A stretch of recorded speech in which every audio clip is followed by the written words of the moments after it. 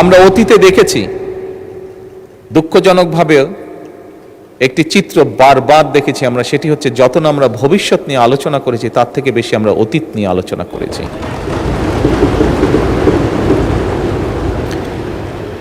মাননীয় স্পিকার, আমি মনে করি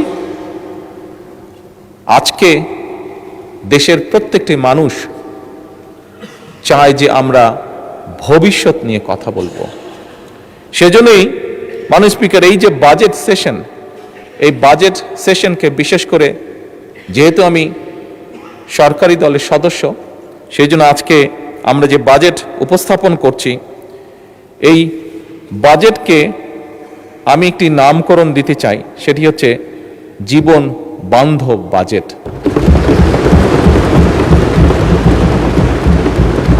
মাননীয় স্পিকার, বাস্তবতা হচ্ছে খুব স্বাভাবিকভাবে যেহেতু বাজেটটি সরকারি দল উপস্থাপন করছে, আমরা স্বাভাবিকভাবেই চেষ্টা করব যে একটি সুন্দর, একটি স্বাভাবিক, একটি বাস্তবমুখী বাজেট উপস্থাপন করার জন্য। আমি বুঝি, আমি জানি, আমরা যে যত সুন্দর বাজেটই উপস্থাপন করি, যে যেটাই বলি না কেন, আমার মনে হয় এই কথাটিও বোধহয় মাননীয় বিরোধী দলের নেতা বলেছেন, যাই আমরা উপস্থাপন করি না কেন সবকিছু কোনটা দিলেই যে সবকিছু একদম ঠিক হয়ে যাবে তা নয়, তা নয়। বাস্তবতা অনেক কঠিন। তারপরে বিভিন্ন বিষয় বিবেচনা করে মাননীয় স্পিকার, যে বাজেটটি আমরা এখানে উপস্থাপন করেছি সেটি অবশ্যই আমরা চেষ্টা করেছি আমাদের সর্বোচ্চ দিয়ে, আমাদের সর্বোচ্চ বুদ্ধি, বিবেক, জ্ঞান দিয়ে আমরা চেষ্টা করেছি এমন একটি বাজেট উপস্থাপন করতে, যেই বাজেটটি শ্রেণী পেশা সমাজের সকল মানুষ কিছুটা হলেও যাতে কিছুটা হলেও স্বস্তির শ্বাস ফেলতে পারে। মাননীয় স্পিকার, এই বাজেটটি যেদিন উপস্থাপন করা হয়, মাননীয় অর্থমন্ত্রী যখন বাজেটটি উপস্থাপন করেছিলেন, অনেকগুলো বিষয়ের মধ্যে আমরা দেখেছিলাম সেদিন আমাদের বোনেরা একটি বিষয়ে জানার পরে অত্যন্তভাবে শুভেচ্ছা, অত্যন্ত জোরালোভাবে শুভেচ্ছা জানিয়েছেন উভয় পক্ষের।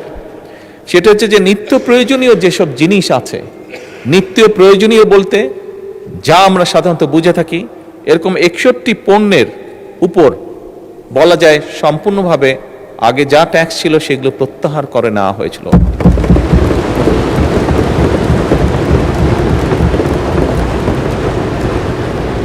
মাননীয় স্পিকার,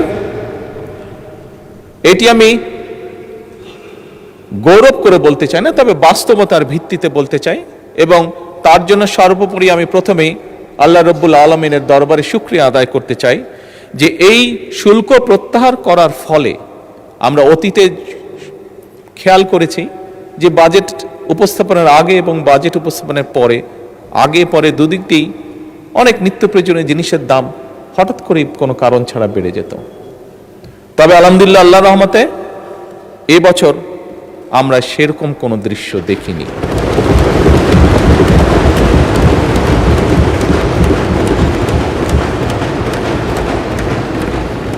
মাননীয় স্পিকার, একটি রাজনৈতিক দল হিসেবে, একটি রাজনৈতিক সরকার হিসাবে আমরা মনে করি আমাদের জনগণের প্রতি যে দায়িত্ব, তার একটু হলেও আমরা হয়তো পূরণ করতে সক্ষম হয়েছি, কিছুটা হলেও আমরা জনগণকে রিলিফ দিতে পেরেছি।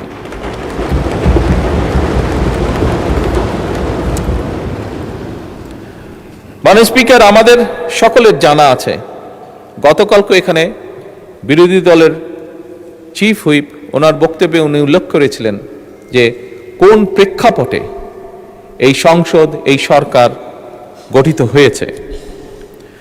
মাননীয় স্পিকার, আমরা সরকার পরিচালনার দায়িত্ব যখন গ্রহণ করেছিলাম, আমরা একটি ভঙ্গুর অর্থনীতি পেয়েছিলাম। তার ভিতরে দুর্নীতি, লুটপাট, অব্যবস্থাপনা এবং স্বার্থ সংশ্লিষ্ট বা ভুল নীতির কারণে দেশের অর্থনৈতিক খাত বলা যায় সম্পূর্ণভাবে ধ্বংসস্তূপ হয়ে গিয়েছিল, ধ্বংসপ্রাপ্ত হয়ে গিয়েছিল। এর বাইরে তো যেই কথাটি মাননীয় বিরোধী দলের নেতাও বলেছেন হাজার হাজার কোটি টাকা পাচার হয়েছিল, জাতীয় আন্তর্জাতিকভাবেও যেটি স্বীকৃত। মাননীয় স্পিকার, দেশের উৎপাদন এবং বিনিয়োগ প্রায় স্থবির হয়ে পড়েছিল। ইনফ্লেশন বা মূল্যস্ফীতি কি অবস্থায় পৌঁছে গিয়েছিল আজ থেকে 2-2.5 বছর আগে, সেটি বোধহয় আমরা সকলেই হাড়ে হাড়ে টের পেয়েছিলাম। মাননীয় স্পিকার, পুঁজি বাজার অর্থনীতির সাথে সংশ্লিষ্ট একটি অত্যন্ত গুরুত্বপূর্ণ সেক্টর। এই সেক্টরে এমন অবস্থা গিয়েছে সর্বস্ব হারিয়ে মানুষ আত্মহত্যাও করেছিল, অথচ কোটি সংখ্যক মানুষ কিভাবে অসহায় মানুষের অর্থকে আত্মসাৎ করেছিল। বৈদেশিক মুদ্রার রিজার্ভ হাজার কোটি টাকা পাচারের মাধ্যমে এবং অপচয়ের মাধ্যমে বৈদেশিক মুদ্রার রিজার্ভ কি ভয়াবহ অবস্থায় পৌঁছেছিল সেটি নিশ্চয়ই কারো অজানা নয়। মাননীয় স্পিকার, টাকার যে এক্সচেঞ্জ বা হার হ্রাস এটি 40% নেমে গিয়েছিল। এর বাইরে আমরা দেখেছি সেই সময়, যদি আমরা উল্লেখ করে থাকি, কম বেশি অনেকেই বলবেন, অনেকেরই ধারণা আছে, বেশ কিছু প্রজেক্ট যেটিকে বলা যায় ভ্যানিটি প্রজেক্ট, এই প্রজেক্টগুলো গ্রহণ করার মাধ্যমে অহেতুকভাবে দেশি বিদেশি ঋণ গ্রহণ করা হয়েছিল, যা এখন জাতির উপরে বোঝা হয়ে দাঁড়িয়েছে। এখান থেকে রেভিনিউ কালেক্ট হয় না, ফলে বাড়তি বাইরে থেকে টাকা দিয়ে এই বৈদেশিক ঋণগুলোকে শোধ করতে হচ্ছে, এবং শুধু অল্প সময় না, লম্বা একটি সময় ধরে আগামীতে হয়তো জাতিকে এই বোঝা টানতে হবে। মাননীয় স্পিকার, আমরা এই সংক্ষেপে যে সংকটের কথা আমি বললাম, এই সংকট আছে, আমরা সংকটকে অস্বীকার করতে চাই না। অস্বীকার করে আমরা সংকটকে অস্বীকার করে আমরা থাকতেও পারবো না, এটি বোকামি হবে। তবে একই সাথে মাননীয় স্পিকার, সংকটকে আমরা অজুহাতও বানাতে চাই না, এবং সেজন্যই মাননীয় বিরোধী দলের নেতার সাথে আমি সম্পূর্ণভাবে একমত। আমরা জনগণকে সাথে নিয়ে রাজনৈতিক সদিচ্ছা এবং কার্যকর নীতির মাধ্যমেই আমরা যে সংকট, এই সংকটকে আমরা সফলভাবে মোকাবেলা করতে চাই। মাননীয় স্পিকার, মাননীয় স্পিকার, সরকারের যাত্রা শুরু হয়েছিল 18ই ফেব্রুয়ারি। যাত্রা শুরু করার সাথে সাথে, কাজ শুরু করার সাথে সাথেই আমাদেরকে রমজান যেরকম ম্যানেজ করতে সামাল দিতে হয়েছে, যাতে করে নিত্য প্রয়োজনীয় সকল কিছু মানুষের ক্রয় ক্ষমতার ভিতরে অন্তত থাকে যতটুকু সম্ভব। একই সাথে মাননীয় স্পিকার, এই ভঙ্গুর যে অর্থনীতির সংক্ষেপ চিত্র আমি তুলে ধরলাম, যা সম্পর্কে আমাদের প্রত্যেকের কম বেশি ধারণা আছে, এইটি সাথে নিয়ে আমাদেরকে হঠাৎ করে মধ্যপ্রাচ্য সংকটকেও মোকাবেলা করতে হয়েছে, এবং আমরা দেখেছি কিছু মানুষ খুব কষ্টের শিকার যারা হয়েছেন। হঠাৎ করে তেলের যেই সমস্যাটা সারা বিশ্বে তৈরি হয়েছিল, এবং সেই তেলের যোগান দিতে গিয়ে আমাদের অর্থনীতির উপর একটি বিশাল চাপ তৈরি হয়েছিল, এবং এই বিশাল চাপটি যে তৈরি হয়েছিল মাননীয় স্পিকার, এটি নিশ্চয়ই আমরা পত্রপত্রিকা বা সোশ্যাল মিডিয়ার মাধ্যমে দেখেছি, সাধারণ মানুষই সেটি বুঝেছেন। সেটি বোঝার জন্য কোনো বড় অর্থনীতিবিদ হওয়ার প্রয়োজন নেই। মাননীয় স্পিকার, এরকম একটি পরিস্থিতির ভিতর দিয়েই আমাদেরকে আজকের এই বাজেটকে প্রণয়ন করতে হচ্ছে, এই বাজেটকে উপস্থাপন করতে, এই বাজেটকে তৈরি করতে হয়েছে। মাননীয় স্পিকার, বিভিন্ন অর্থনৈতিক সংকট, দুর্নীতি, পাচার সবকিছুকে সামনে রেখেই এই বাজেট আমাদেরকে প্রণয়ন করতে হয়েছে। মাননীয় স্পিকার, আগেই আমি বলেছি যে আমরা একটি রাজনৈতিক দল। 12ই ফেব্রুয়ারি অবাধ এবং সুষ্ঠু নির্বাচনের মাধ্যমে বাংলাদেশের মানুষ আমাদেরকে দায়িত্ব অর্পণ করেছে, আমাদেরকে তারা দায়িত্ব দিয়েছে। তারা যাকে যেখানে, এই দেশের মানুষ যাকে যেখানে এই মুহূর্তে সঠিক মনে করেছে, তাকে দায়িত্ব দিয়ে সেখানেই তারা পাঠিয়েছে। মাননীয় স্পিকার, যে আস্থা মানুষ আমাদের উপরে রেখেছে, সেই আস্থা বা দায়িত্ব রক্ষা করা, পালন করা আমাদের পবিত্র দায়িত্ব, এবং দেশের স্বার্থ রক্ষায় আমাদের প্রথম দর্শন হলো সবার আগে বাংলাদেশ।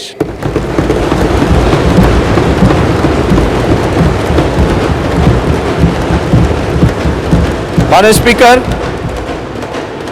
দেশের স্বার্থ রক্ষায় যেমন আমাদের দর্শন সবার আগে বাংলাদেশ, দেশের জনগণের স্বার্থ রক্ষায় আমাদের দর্শন হলো সবার জন্য বাংলাদেশ।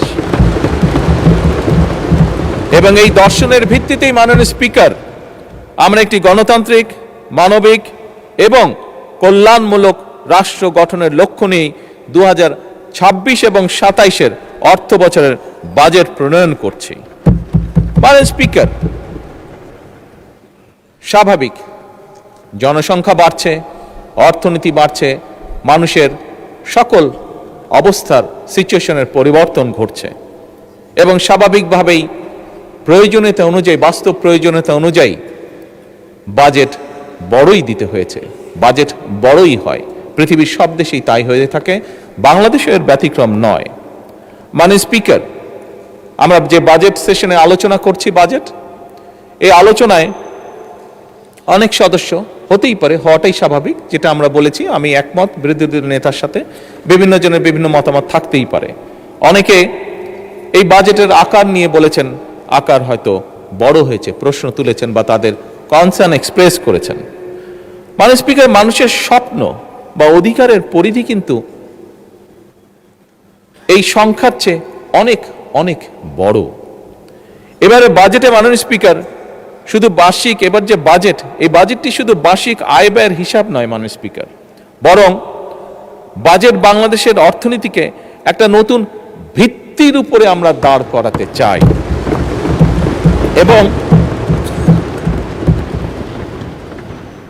এবং সেজন্যই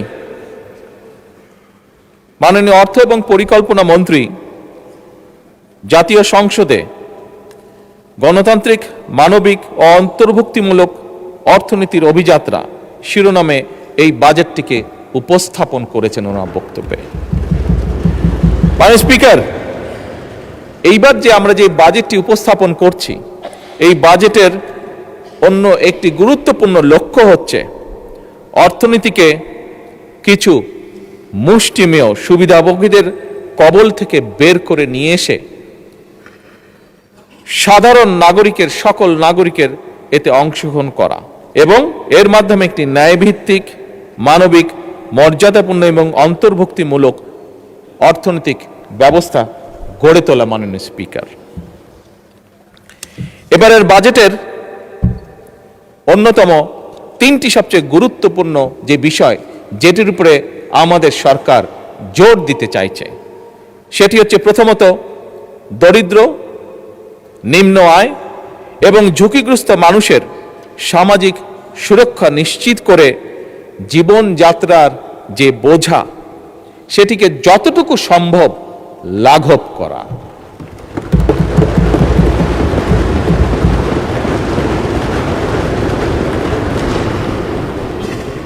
মাননীয় স্পিকার, মাননীয় বিরোধী দলের নেতা একটি কথা বলেছেন, স্বাভাবিকভাবে রাজনীতিতে থাকে, উনি বলেছেন কুচিকাটা করার কথা রাজনৈতিক ভাষায়, হ্যাঁ, কুচি কুচি করা উনি বলেছেন বিভিন্ন বক্তব্যে, বিবৃতির মাধ্যমে। মাননীয় স্পিকার, হয়তো রাজনীতির একটি অংশ এটি, তবে মাননীয় স্পিকার, আমরা দেখেছি স্বৈরাচারের সময়, আমরা দেখেছি এই বাংলাদেশের অর্থনীতিকে কিভাবে কুচি কুচি করা হয়েছে বিভিন্ন ব্যক্তির স্বার্থে, বিভিন্ন ব্যক্তি, বিভিন্ন হাউজের স্বার্থে এই অর্থনীতিকে কিভাবে কুচি কুচি করে করা হয়েছে। মাননীয় স্পিকার, এবারকার বাজেটের অন্যতম মূল লক্ষ্য হচ্ছে অর্থনীতিতে ধীরে ধীরে শৃঙ্খলাকে ফিরিয়ে নিয়ে আসা।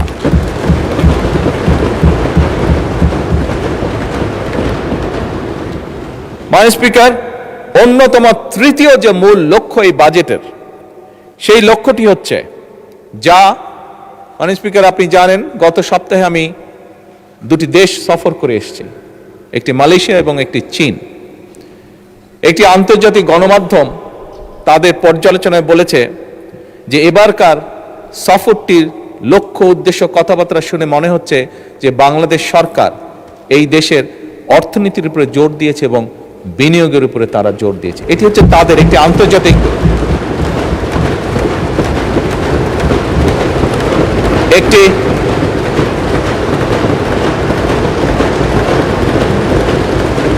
একটি আন্তর্জাতিক গণমাধ্যমের অ্যানালাইসিস। মাননীয় স্পিকার, ওনারা সঠিক বলেছেন, আমাদের তৃতীয় এবং সবচেয়ে গুরুত্বপূর্ণ যে লক্ষ্য এই বাজেটে, সেটি হচ্ছে বিনিয়োগ, উৎপাদন এবং কর্মসংস্থানের যে চাকা, সেটিকে সচল এবং শুধু সচলই নয়, সেটিকে বেগবান করা।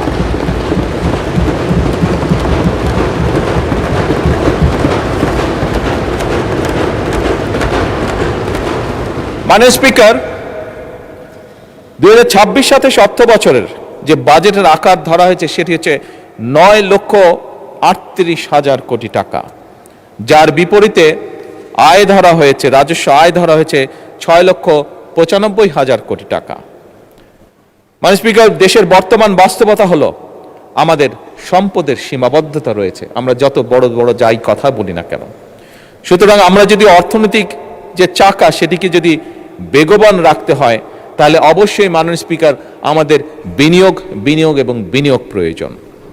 এবং এজন্যই আমরা বিনিয়োগ নির্ভর অর্থনীতি গড়ার কাজ আমরা হাতে নিয়েছি, আমরা উদ্যোগ গ্রহণ করেছি, ইনভেস্টমেন্ট। এবং এই উদ্দেশ্যে মাননীয় স্পিকার, আমরা বাজেটে উন্নয়ন ব্যয়ের অংশ সামনের অর্থ বছরের জন্য 50%-এরও বেশি বৃদ্ধি করে 3,16,000 কোটি টাকায় উন্নীত করেছি। মাননীয় স্পিকার,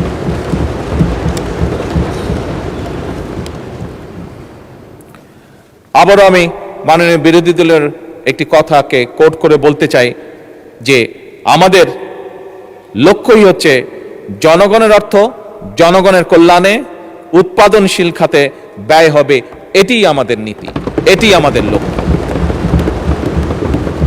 মাননীয় স্পিকার, সরকারি বিনিয়োগের ক্ষেত্রে কোন প্রকল্পে কত টাকা ব্যয় হলো সেটি আমরা সেভাবে বিবেচনায় নিতে চাই না, বরং আমাদের বিবেচনাটি হচ্ছে একটি প্রকল্পে যদি বিনিয়োগ হয়, সেই বিনিয়োগ এবং উৎপাদন কি ভূমিকা রাখবে মানুষের জীবনে, জনগণের কতটা উপকারে আসবে, কি পরিমাণ কর্মসংস্থান সেটি তৈরি করবে এবং তা পরিবেশের উপরে কি প্রভাব ফেলবে, এই বিষয়গুলোই হচ্ছে আমাদের বিবেচনা প্রকল্পের। আমাদের অর্থনৈতিক কৌশল 3টি ধাপে আমরা বাস্তবায়ন করতে চাই। মাননীয় স্পিকার, প্রথমটি হচ্ছে পুনরুদ্ধার, উত্তরণ ও পুনর্গঠন। প্রথম ধাপে মাননীয় স্পিকার, অর্থনীতির যে অবনতি, যে ডিক্লাইন যেভাবে করছে, এটিকে ধরে রাখা, ধরে উপরের দিকে নিয়ে আসা, অর্থাৎ এটিকে রোধ করা, মূল্যস্ফীতিকে নিয়ন্ত্রণ করা, বৈদেশিক মুদ্রা ব্যবস্থাপনাকে শক্তিশালী করা, জ্বালানি ও খাদ্য নিরাপত্তা নিশ্চিত করা এবং একটি রাজনৈতিক সরকার হিসাবে একটি মূল যেটি লক্ষ্য হচ্ছে প্রান্তিক জনগোষ্ঠীর সুরক্ষা বৃদ্ধি করা। অর্থাৎ যারা আমাদেরকে ভোট দিয়ে এখানে পাঠিয়েছে তাদের জন্য কাজ করার জন্য তাদের সুরক্ষা বৃদ্ধি করা। মাননীয় স্পিকার, দ্বিতীয় ধাপে আমরা চাই রাজস্ব সংস্কার, ব্যাংকিং খাতের পুনর্গঠন, বিনিয়োগ পরিবেশের উন্নয়ন, রফতানি বহুমুখীকরণ এবং অবশ্যই কর্মসংস্থান সম্প্রসারণ করা। তৃতীয় ধাপে মাননীয় স্পিকার, উৎপাদনশীল, উদ্ভাবন নির্ভর, প্রতিযোগিতা এবং অন্তর্ভুক্তিমূলক অর্থনীতির ভিতকে সুদৃঢ় করা। মাননীয় স্পিকার, আমরা বিশ্বাস করি শুধু জিডিপি প্রবৃদ্ধির হার বাড়লেই প্রকৃত উন্নয়ন হয় না।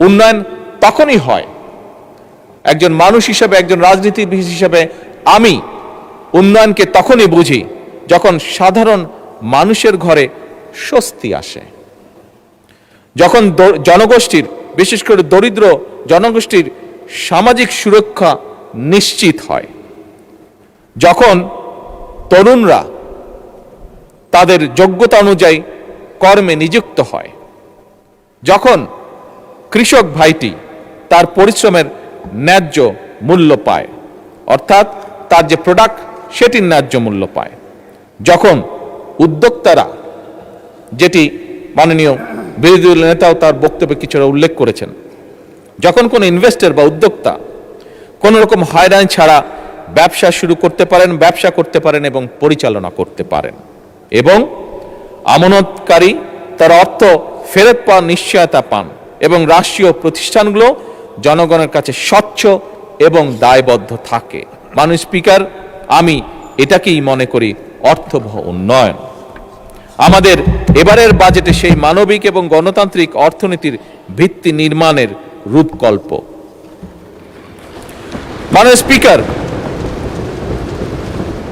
মাননীয় স্পিকার, স্বাভাবিকভাবেই অর্থনীতি একটি সিরিয়াস ম্যাটার। আমরা সেই জন্য পরিকল্পনা গ্রহণ করে পরিকল্পনার মাধ্যমে আমরা এগোতে চাই, এবং সেজন্যই আমরা এমন একটা অর্থনৈতিক ব্যবস্থা বা অর্থনীতি গড়ে তুলতে চাই যেখানে মাননীয় স্পিকার ঋণ নয়, উৎপাদন হবে বিনিয়োগ নির্ভর, কাগজে প্রবৃদ্ধি নয়, বরং কর্মসংস্থান এবং জনগণের জীবনযাত্রার মান হবে উন্নয়নের বড় সূচক।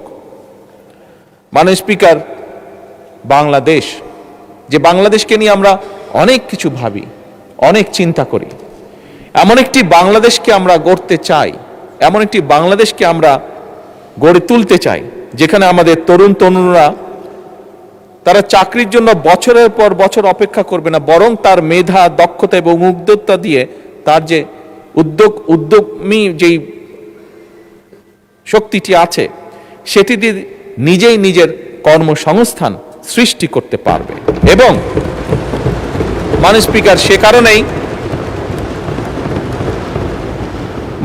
সে কারণেই আপনি খেয়াল করে দেখবেন এবারের বাজেটে আমরা যেটি চেষ্টা করেছি, মাননীয় স্পিকার, 100% সফল এখনো হয়তো আমরা হতে পারিনি, কিন্তু আমরা যে উদ্যোগটা গ্রহণ করেছি, যে চেষ্টা করেছি, সেটি হচ্ছে দেশীয় শিল্পকে বিকাশের জন্য আমরা সব রকম প্রাধান্য দেওয়ার চেষ্টা করেছি, এবং একই সাথে মাননীয় স্পিকার, নতুন কর্মসংস্থান যেখানে যে সেক্টরে সৃষ্টি হতে পারে সেটির পথ আমরা সুগম করার চেষ্টা করেছি। মাননীয় স্পিকার, আমাদের লক্ষ্য, আগেও বলেছি মাননীয় স্পিকার, আমাদের লক্ষ্য হচ্ছে একটা বাংলাদেশ তৈরি করে যেটা হবে উৎপাদনমুখী দেশ, রফতানিমুখী এবং উদ্ভাবন নির্ভর অর্থনীতি তৈরি করা আমাদের।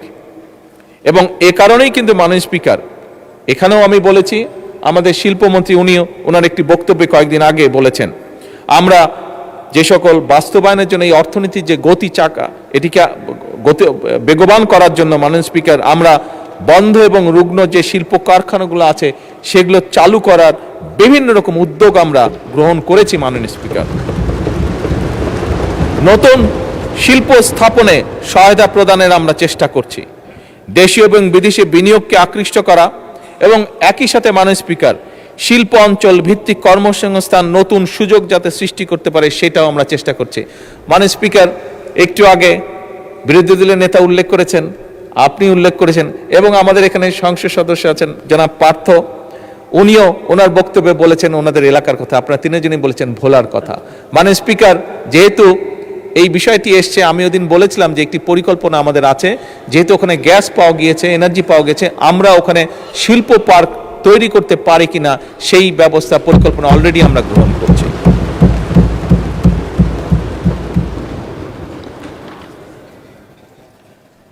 মাননীয় স্পিকার, একজন উদ্যোক্তা যেন সহজে তার ব্যবসা শুরু করতে পারেন এবং বাণিজ্যের প্রসার ঘটাতে পারেন, সেজন্য যে সকল আইন কানুন আছে বর্তমানে এই বাজেটের মাধ্যমে আমরা সেই আইন কানুনগুলোকে সহজ করে সে যাতে সহজে লোন বা ফান্ডিং পেতে পারে সেটাকেও উদ্যোগ গ্রহণ করা হয়েছে। এবং একই সাথে মাননীয় স্পিকার, উৎপাদিত যে পণ্য সেটার বাজার বৃদ্ধিতে সহায়তা করার যে সকল বাস্তব পদক্ষেপ গ্রহণ করা যায় আমরা সেই পদক্ষেপগুলো গ্রহণ করছি পর্যায়ক্রমিকভাবে। মাননীয় স্পিকার, এগুলো তো গেল প্রচলিত শিল্পের কথা। কতগুলো শিল্প আছে যেগুলো নিয়ে সাধারণত আমরা কথা বলি না, হয়তো সেমিনার সিম্পোজিয়ামে আমরা সেগুলো নিয়ে আলাপ করি, কিন্তু এই শিল্পগুলোর গুরুত্ব কিন্তু অপরিসীম। আমরা সেভাবে দেখি না বা চিন্তা করি না বলে আমরা সেটা হয়তো অনেক সময় বুঝে উঠতে পারি না। এই শিল্পগুলোর সাথে বিরাট একটি অংশ জড়িত আছে, যার মধ্যে বিরাট একটি অংশ হচ্ছেন আমাদের মা বোনেরা। একই সাথে অনেক তরুণ তরুণীও এই শিল্পগুলির সাথে জড়িত, মাননীয় স্পিকার। এবং এই খাতটির যে নামে পরিচিত সেটিকে বলে ক্রিয়েটিভ ইকোনমি। মাননীয় স্পিকার, কেউ কেউ হয়তো জিজ্ঞেস করতে পারেন এই ক্রিয়েটিভ ইকোনমির মধ্যে কারা কারা পড়তে পারে। এর মধ্যে মাননীয় স্পিকার চলচ্চিত্র পড়ে, থিয়েটার পড়ে, সঙ্গীত পড়ে, ডিজিটাল কন্টেন্ট পড়ে, ওটিটি পড়ে, গেমিং পড়ে, ডিজাইন পড়ে, ফ্যাশন পড়ে, সফটওয়্যার পড়ে, পর্যটন, এমনকি খেলাধুলা, এই সকল সেক্টরগুলি এর মধ্যে মোটামুটিভাবে ইনক্লুডেড। মাননীয় স্পিকার, এই সেক্টরগুলোর মধ্যে লক্ষ কোটি মানুষ জড়িত। আমরা এই সেক্টরগুলোর উপরে জোর দিতে চাই এবং এখান থেকে এই সেক্টরগুলোকে আমরা আরো ভাইব্রেন্ট করে গড়ে তুলতে চাই। এবং সে কারণে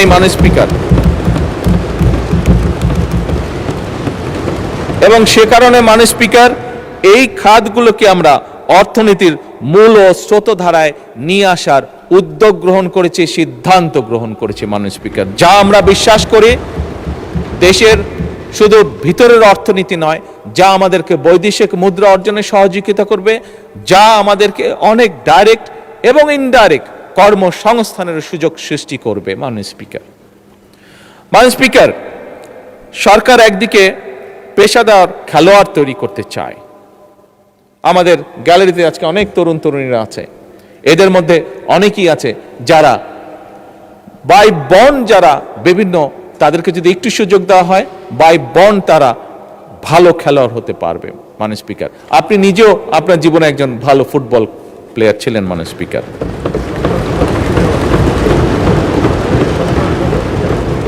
স্পিকার, এই লক্ষ্যে ক্রীড়ার বিভিন্ন ইভেন্টে দেশে বিদেশে সাফল্য অর্জনকারী যে খেলোয়াড় আছে, মাননীয় স্পিকার, এইবারই প্রথমবারের মতন আমরা একটা জাতীয় সম্মানী কাঠামোর আয়তায় এদেরকে নিয়ে এসেছি এবং তাদেরকে আমরা অর্থনৈতিক সহায়তা প্রদান করছি। আমাদের দেশে খুব স্বাভাবিকভাবে মাননীয় স্পিকার একটি সামাজিক একটি পারসেপশন রয়ে গিয়েছে আমাদের মধ্যে, যে খেলাধুলা করলে, যদি বেশি খেলাধুলা কেউ করে তাহলে জীবনে সে বড় কিছু হতে পারবে না। কিন্তু মাননীয় স্পিকার, খেলাধুলাও যে একটি প্রফেশন হতে পারে, এটি আমার মনে হয় এই সংসদে বোধহয় আপনি খুব হাতে গোনা দু একজনের মধ্যে আপনি একজন মানুষ যে ভালো করে জানেন যে খেলাধুলা ক্যান বিকাম এ প্রফেশন।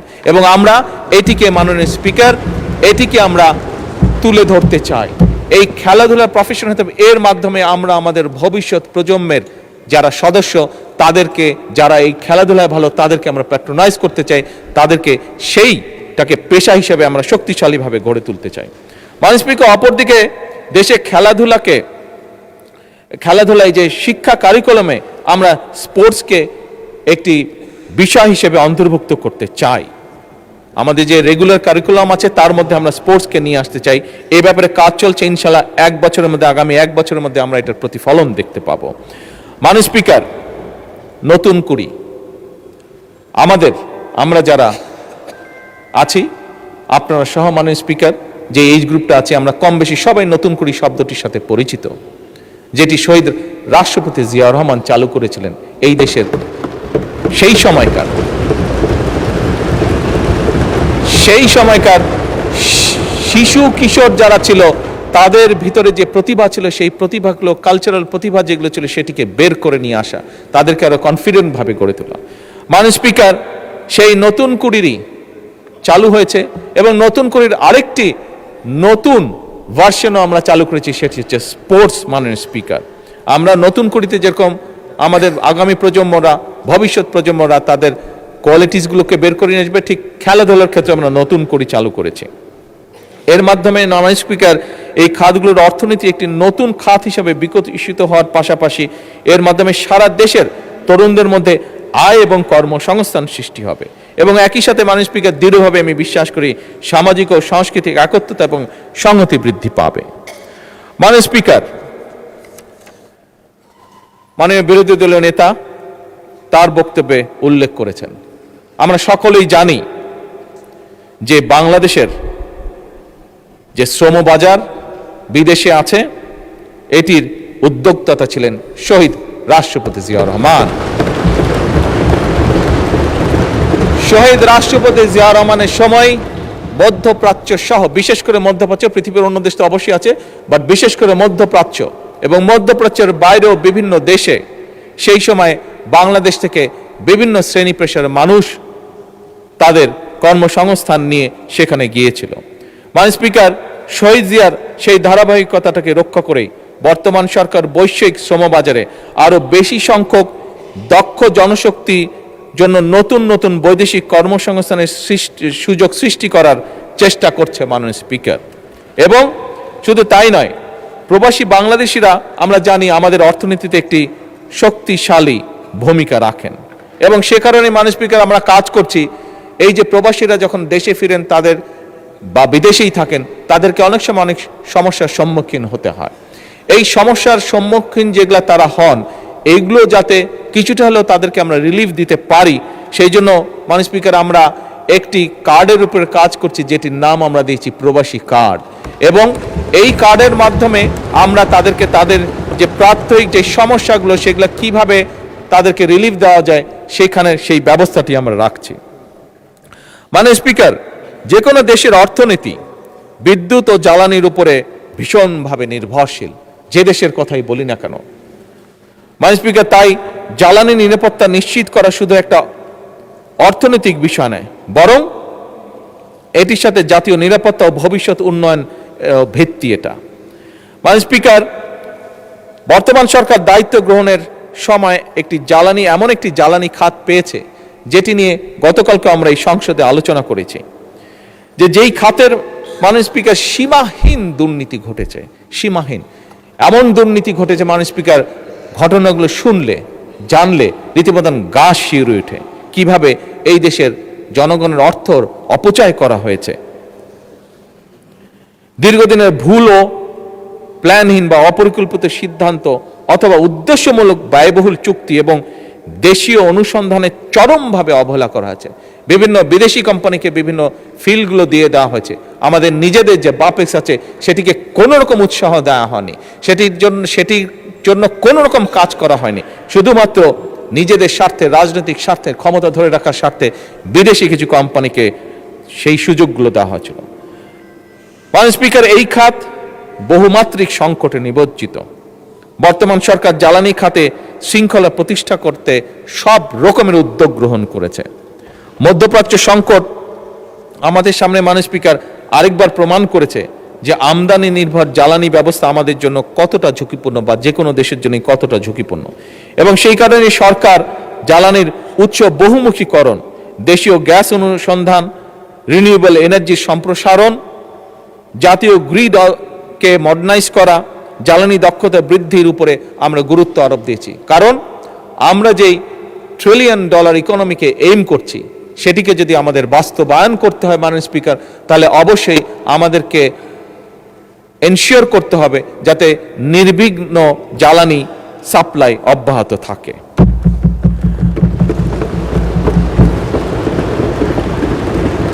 মাননীয় স্পিকার, বাংলাদেশ একসময় বাংলাদেশের অর্থনীতি বলতে প্রথমেই যেই চিত্রটি বা যেই সেক্টরটি আমাদের সামনে উঠে আসতো সেটি হচ্ছে কৃষি। এই অর্থনীতিকে, কৃষি নির্ভর যে অর্থনীতি আমাদের, এটিকে চাঙ্গা রাখার কোনো এছাড়া আমাদের কোনো বিকল্প আমাদের সামনে নেই। এবং সেজন্যই মাননীয় স্পিকার, কৃষি এবং কৃষককে বাঁচানোর জন্য এই সরকার যতটুকু যা করা প্রয়োজন একটি সরকারের পক্ষে আমরা আমাদের অবস্থান থেকে চেষ্টা করছি প্রত্যেকটি ব্যবস্থা গ্রহণ করার জন্য। এবং সে কারণেই মাননীয় স্পিকার, সে কারণেই নিশ্চয়ই এখানে আপনি সহ সকল সংসদ সদস্যের মনে আছে নির্বাচনের সময় আমরা এই দেশের কৃষক ভাইদের কাছে একটি ওয়াদা করেছিলাম যে আমরা যদি সরকার গঠনে সক্ষম হই তাহলে সেই সময় 10,000 টাকা পর্যন্ত কৃষি ঋণ যাদের ছিল সুদ সহ সেই ঋণ আমরা মওকুফ করব। মাননীয় স্পিকার, আল্লাহ রাব্বুল আলামিনের কাছে অশেষ কৃতজ্ঞতা প্রকাশ করি। আল্লাহ রাব্বুল আলামিন আমাদেরকে সেই সুযোগটা দিয়েছেন এবং সরকার গঠন করার প্রথম সপ্তাহে প্রথম ক্যাবিনেট মিটিংয়েই আমরা সিদ্ধান্ত গ্রহণ করে 10,000 টাকা পর্যন্ত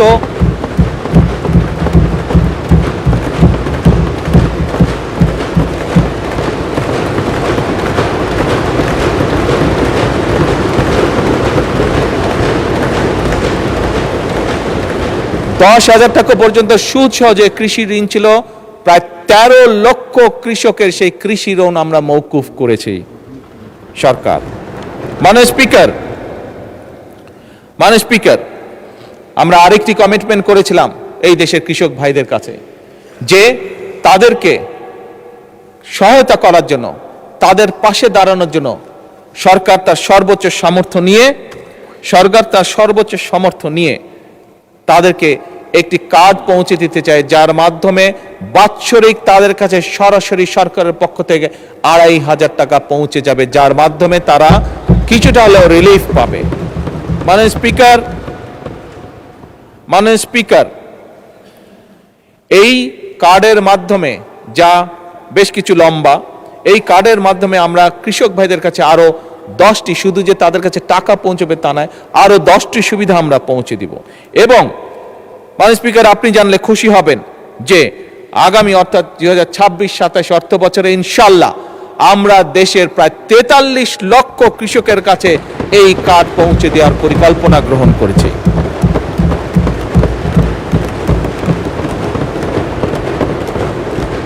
মাননীয় স্পিকার, কৃষির ব্যাপারে সংক্ষেপে আপনার সামনে তুলে ধরলাম, এই সংসদের সামনে তুলে ধরলাম।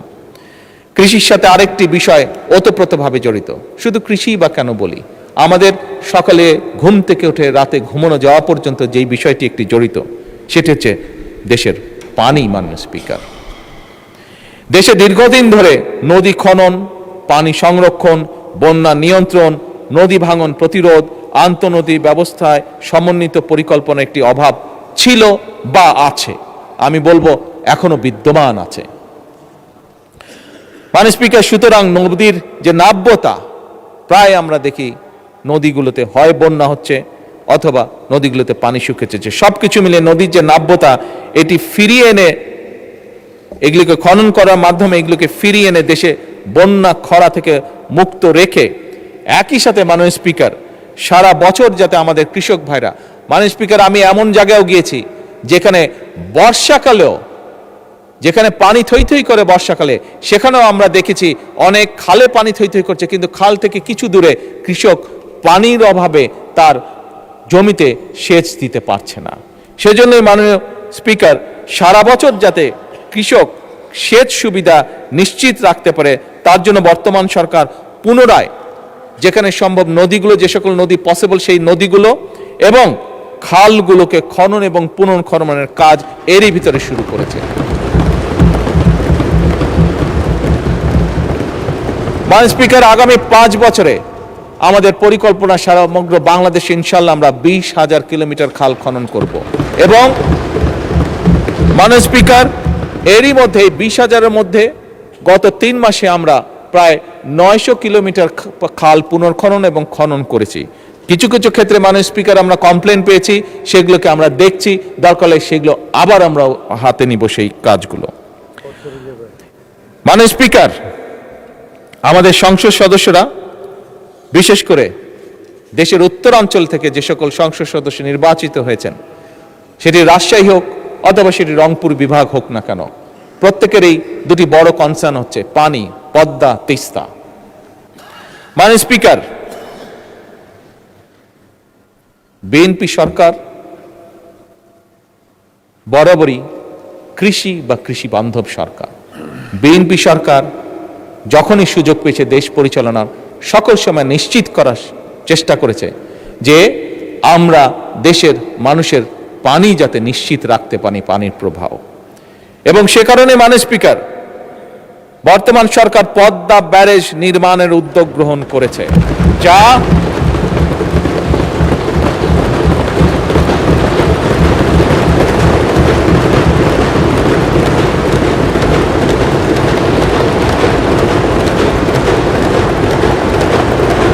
এই ব্যারেজ নির্মাণের মাধ্যমে বর্ষা মৌসুমে যে অতিরিক্ত পানি আমাদের কাছে আসে, সেই পানিটিকে আমরা ধরে রাখবো, যাতে করে শুষ্ক মৌসুম এবং বছরের বাকি সময়টা আমরা কৃষক সহ সকলের কাছে পানি সরবরাহ করতে পারি। মাননীয় স্পিকার, এবার আমি আরেকটু উত্তরের দিকে চলে যাই এবং সেই উত্তরে অবস্থান করছে আমাদের তিস্তা। মাননীয় স্পিকার, জাতীয় অগ্রাধিকার ভিত্তিতে ইনশাল্লাহ এই সরকার যে কোনো মূল্যে তিস্তা ব্যারেজ মহাপরিকল্পনা বাস্তবায়ন করবে।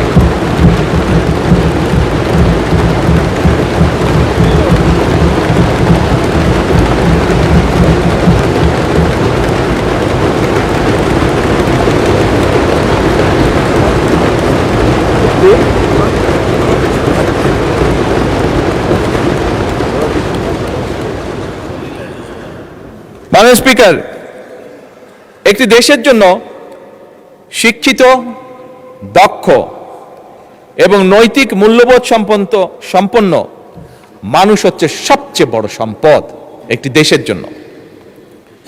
আমরা দেখেছি ফ্যাসিবাদের ১.৫ দশকে কিভাবে শিক্ষা ব্যবস্থাকে একদম পরিকল্পিতভাবে ধ্বংস করে দেওয়া হয়েছিল। মাননীয় স্পিকার, আমরা এডুকেশন ফার্স্ট, মাননীয় স্পিকার আপনি জানেন ভালো করে, কয়েকদিন আগে আমি যখন মালয়েশিয়া ট্যুরে গিয়েছিলাম, এয়ারপোর্ট থেকে যখন আমরা শহরে যাচ্ছি, আমাদেরকে যখন নিয়ে যাচ্ছে, তখন এয়ারপোর্ট থেকে বেরোতেই বিশাল বড় এক সাইনবোর্ড, সেই সাইনবোর্ডের মধ্যে লেখা ছিল এডুকেশন ফার্স্ট। মাননীয় স্পিকার, এই নীতিতে তারা বিশ্বাস করে, বোঝা গেল তাদের যে পরিবর্তন, সেই পরিবর্তন এ কারণেই, কারণ তারা বিশ্বাস করে এডুকেশন ফার্স্ট। মাননীয় স্পিকার, আমি এবং আমরা সমগ্র জাতি আমরা বিশ্বাস করতে চাই এডুকেশন ফার্স্ট নীতি বাস্তবায়নে।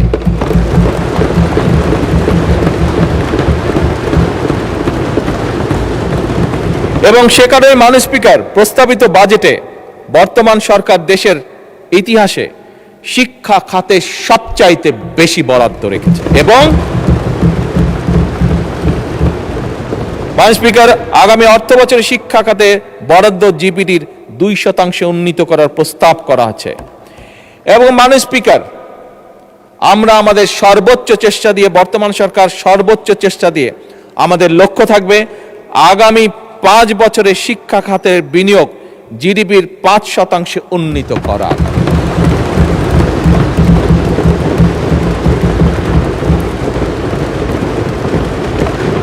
মাননীয় স্পিকার, আপনি আপনার পরিবার, আপনার সমাজ ব্যবস্থা, আমরা আমাদের পরিবার সমাজ ব্যবস্থায় প্রায় দেখি আমাদের আত্মীয় স্বজন পরিবারের অনেক ইয়াং সদস্য সার্টিফিকেট নিয়ে এসেছে, কিন্তু এই সার্টিফিকেট নিয়ে মাসের পর মাস, বছরের পর বছর সে কর্মসংস্থানের জন্য ঘুরে বেড়াচ্ছে, কিন্তু বেচারা একটি কর্মসংস্থানের ব্যবস্থা করতে পারছে না। মাননীয় স্পিকার, আমরা এই সার্টিফিকেট সিস্টেম, হ্যাঁ সার্টিফিকেট অবশ্যই থাকবে, কিন্তু এই সার্টিফিকেটে নির্ভর যে শিক্ষা সিস্টেম, এটির আমরা পরিবর্তন করতে চাই মাননীয় স্পিকার। এবং এই পরিবর্তনের মাধ্যমে মাননীয় স্পিকার, আমরা কারিগরি শিক্ষার মাধ্যমে একটি কর্মমুখী শিক্ষা ব্যবস্থা গড়ে তুলতে চাই, যেখানে একজন তরুণ, একজন যুবক শুধু সার্টিফিকেটের উপরে নির্ভরশীল থাকবে না, বরং তার এমন কোয়ালিটি থাকবে যেটার মাধ্যমে সে নিজে কনফিডেন্ট থাকবে যে শুধু সার্টিফিকেট আছে এটাই তার ভরসা হবে না, তার নিজের যোগ্যতা, তার নিজের কোয়ালিফিকেশনের উপরে তার নির্ভরতা থাকবে, তার আত্মবিশ্বাস থাকবে এবং সে নিজের পায়ে জীবনে উঠে দাঁড়াতে পারবে।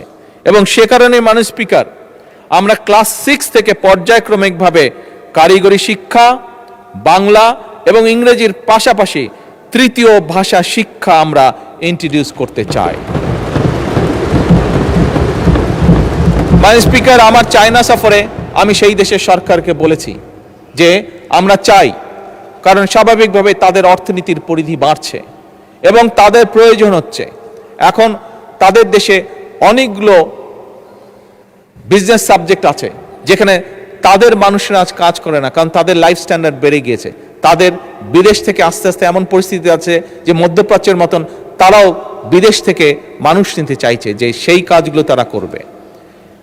এবং মাননীয় স্পিকার, আমি যখন তাদেরকে এ কারণে তাদেরকে যখন বলেছি যে আমরা চাই আমাদের ছেলে মেয়েদেরকে ম্যান্ডারিন ল্যাঙ্গুয়েজ শেখাতে, তারা অত্যন্ত খুশি হয়েছে এবং তারা বলেছে তারা তাদের ল্যাঙ্গুয়েজ তারা এখানে শিখাবে। মাননীয় স্পিকার, আমি যা দেখে এসেছি, আমার সফরে আমি যা দেখে এসেছি, যে আমরা যদি আমাদের সন্তানদেরকে তৃতীয় ভাষা হিসেবে কয়েকটি ভাষার মধ্যে যদি, যেহেতু আসলে আমি মাত্র চায়না থেকে এসেছি সেই জন্যই ম্যান্ডারিনের কথাটি বলেছি, এই ভাষা আমরা শিখাতে পারি, আমি ব্যক্তিগতভাবে দৃঢ়ভাবে বিশ্বাস করি আমাদের প্রজন্মের বহু মানুষকে আমরা সুন্দর একটি ভবিষ্যৎ তৈরি করে দিতে সক্ষম হব। মাননীয় স্পিকার, একই সাথে মাননীয় স্পিকার, শুধু ম্যান্ডারিন না, এর বাইরে জাপানিজ আছে, এর বাইরে আমরা ফ্রেঞ্চ আছে, জার্মান আছে, অ্যারাবিক আছে, এই ভাষাগুলো আমরা ইন্ট্রোডিউস করতে চাইছি মাননীয় স্পিকার, থার্ড ল্যাঙ্গুয়েজ হিসাবে। এর বাইরে মাননীয় স্পিকার, ক্রীড়া ও শিক্ষা সংস্কৃতির বিকাশ, আনন্দময় প্রযুক্তি নির্ভর শিক্ষা, one teacher one tab, multimedia classroom, বিনামূল্যে ওয়াইফাই, এই সকল কিছু, একই সাথে প্রাইমারি স্কুলে বাচ্চাদের জন্য স্কুল ড্রেস, এই সবগুলো বিষয় আমরা পর্যায়ক্রমিকভাবে আমাদের শিক্ষা ব্যবস্থাকে, আমাদের শিক্ষার্থীদেরকে, আমাদের ভবিষ্যৎ প্রজন্মদেরকে শক্তিশালীভাবে, দৃঢ়ভাবে, কনফিডেন্টভাবে গড়ে তোলার জন্য এই বাজেটে আমরা এই পদক্ষেপগুলো রেখেছি, যা আমরা পর্যায়ক্রমিকভাবে ধীরে ধীরে বাস্তবায়ন করব ইনশাআল্লাহ।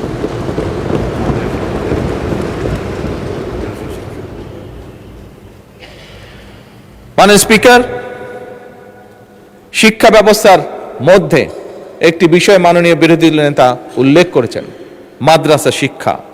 মাননীয় স্পিকার, আমরা মাদ্রাসা শিক্ষার বাইরে যে রেগুলার শিক্ষা আছে সেটিকে যেভাবে গুরুত্ব সহকারে পর্যায়ক্রমিকভাবে পরিকল্পনার মধ্যে সাজিয়ে সামনে এগিয়ে নিতে যাচ্ছে, একইভাবে মাননীয় স্পিকার, মাদ্রাসা শিক্ষার ব্যাপারেও একইভাবে আমরা তাদেরকে সেই পরিকল্পনা নিয়ে ভিতরে নিয়ে এসে আমরা একইভাবে সেটিকেও তুলে নিয়ে যেতে চাইছি, যাতে একজন সন্তান সে মাদ্রাসায় পড়েছে বলেই যে সে শুধু একটি বিষয়ে পারদর্শী হবে তা না।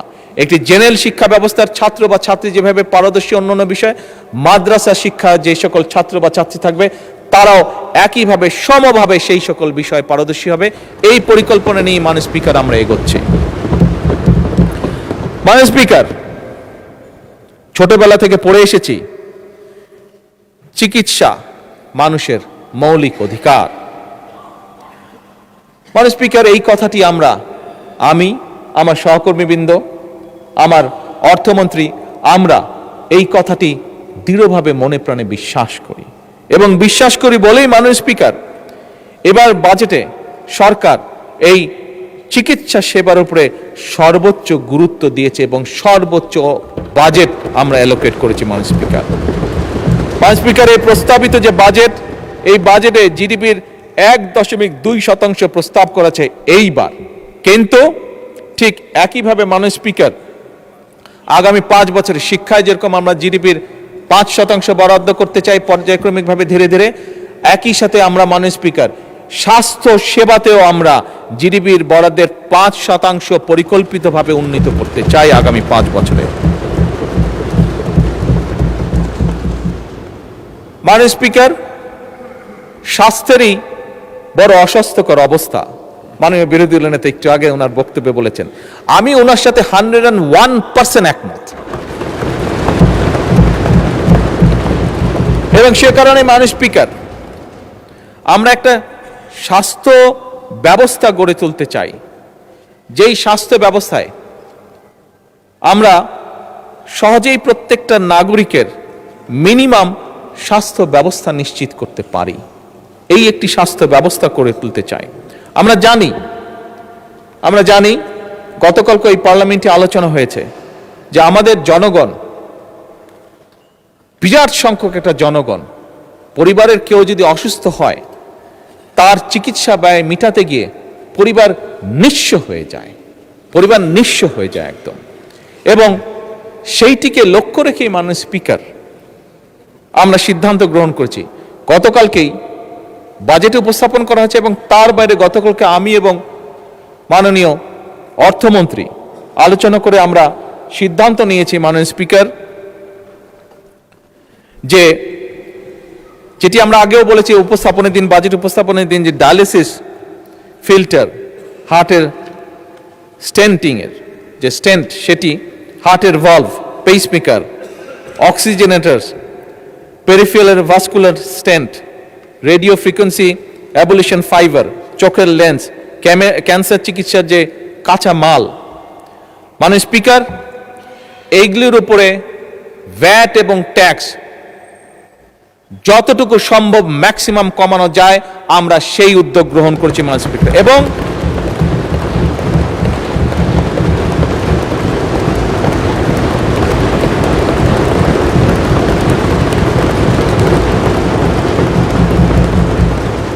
এর ফলে আমরা মানে স্পিকার হিসাব করে দেখেছি, একজন লোকের, একজন মানুষের যদি এখন হার্টে স্টেন্ট করতে 1 লক্ষ টাকা লাগে, এই আগামী পরশুদিন থেকে মানে স্পিকার এই বাজেট পাস হওয়ার সাথে সাথে সেই খরচটি নেমে অলমোস্ট 50%, অর্থাৎ 50% চলে আসবে।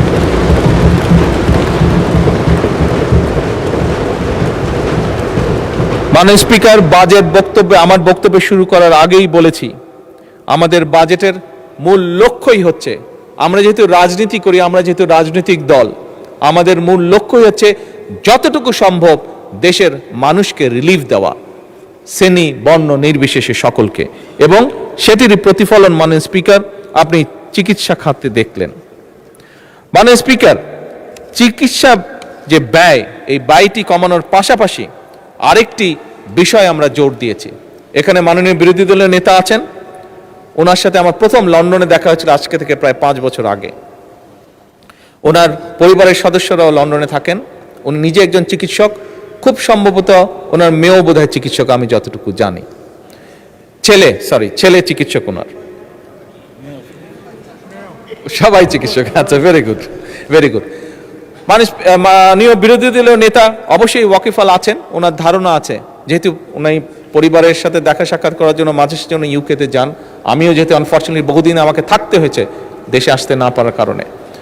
মানে স্পিকার, ইউকের মতন দেশে একটি রিচ কান্ট্রিও দেশের মানুষের স্বাস্থ্যসেবা নিশ্চিত করতে গিয়ে তারা রীতিমতন হিমশিম খাচ্ছে, এবং সে কারণেই তারা এখন একটি নতুন উদ্যোগ গ্রহণ করেছে, এবং সেটা শুধু ইউকেতেই নয়, অল ওভার ইউরোপে এই উদ্যোগটা তারা গ্রহণ করেছে। সেটা হচ্ছে প্রিভেনশন, অর্থাৎ সেটি এখন তারা ইউরোপিয়ান সরকারগুলো প্রিভেনশনের উপর জোর দিচ্ছে। অর্থাৎ একটি মানুষ, হিসাব করে দেখা গিয়েছে যে একটি মানুষ যদি অসুস্থ হয়, যেহেতু ওইসব দেশে সরকার সর্বোচ্চ সবকিছু বহন করে একটি মানুষকে চিকিৎসা দেওয়ার জন্য, সেজন্য তারা হিসাব করে দেখেছে যে একটা মানুষ যদি অসুস্থ হয়, তাকে চিকিৎসা দেওয়া, তার পিছনে নার্স, ডাক্তার, হসপিটালের বেড সবকিছু মিলে যে খরচ হয়, কিন্তু তাকে যদি প্রথমেই অ্যাওয়্যার করা যায় যে তুমি এই কাজগুলো থেকে যদি বিরত থাকো, তাহলে তুমি এইভাবে অসুস্থ থেকে দূরে থাকবে, অসুস্থ হওয়া থেকে বিরত থাকবে, দেখা গেছে হিসাব করে তাতে খরচ কম হয়।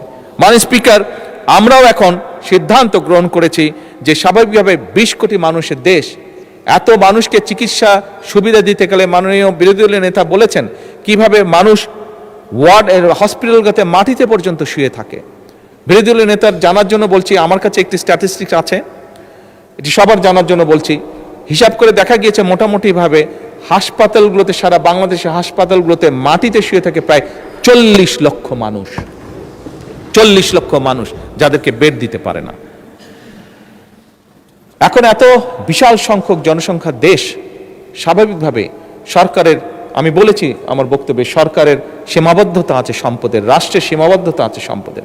সেজন্য আমরা উদ্যোগ গ্রহণ করেছি, আমরা মানুষকে বোঝাবো, মানুষকে অ্যাওয়্যার করবো যে কি কি থেকে কি কি অসুখ, কাজ থেকে বিরত থাকলে, খাবার দাবার লাইফস্টাইল ফলো করলে অসুখ থেকে, অসুস্থ থেকে বিরত থাকা যায়, বেঁচে থাকা যায়, নিজে সুস্থ থাকা যায়। এবং সেই জন্যই মাননীয় স্পিকার, আমরা prevention is better then cure এই পলিসি আমরা বাস্তবায়ন করতে চাইছি, এবং সে কারণেই আমরা সমগ্র বাংলাদেশে 1 লক্ষ হেলথ কেয়ারার বা হেলথ ওয়ার্কার নিয়োগ দেওয়ার পরিকল্পনা গ্রহণ করেছি, যারা গ্রামে গ্রামে ঘরে ঘরে যাবে, আমাদের মায়েদেরকে বোঝাবে, বোনেদেরকে বোঝাবে, কারণ মা বোনেরাই পরিবারের স্বাস্থ্য, খাবার দাবার, হাইজিন সবকিছু কম বেশি খেয়াল রাখেন। কাজেই কোন জিনিসটি খেলে হার্টের অসুখ থেকে দূরে থাকা যাবে, কোন জিনিসটি খেলে বা কোন জিনিসটি না খেলে কিডনির প্রবলেম থেকে দূরে থাকা যাবে, কোন জিনিসটি খেলে না খেলে প্রেশার বা অন্যান্য যাবতীয় অসুস্থ থেকে দূরে থাকা যাবে, এই হেলথ কেয়ারগুলো সেখানেই কাজ করবে।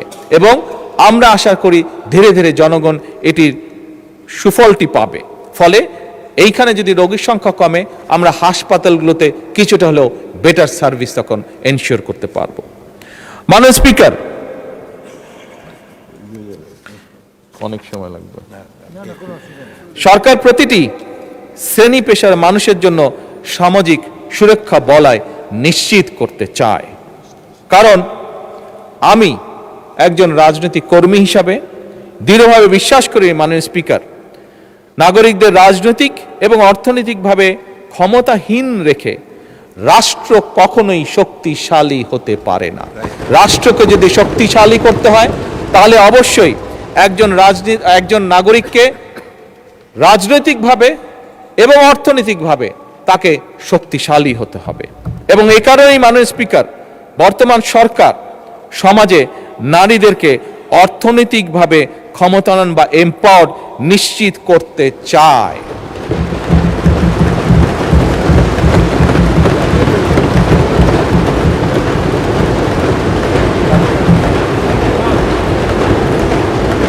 গতকাল আমাদের বিরোধী দলীয় একজন বন্ধু বলেছেন তার বক্তব্যে যে ফ্যামিলি কার্ড বাদ দেন, কর্মসংস্থানের ব্যবস্থা করেন।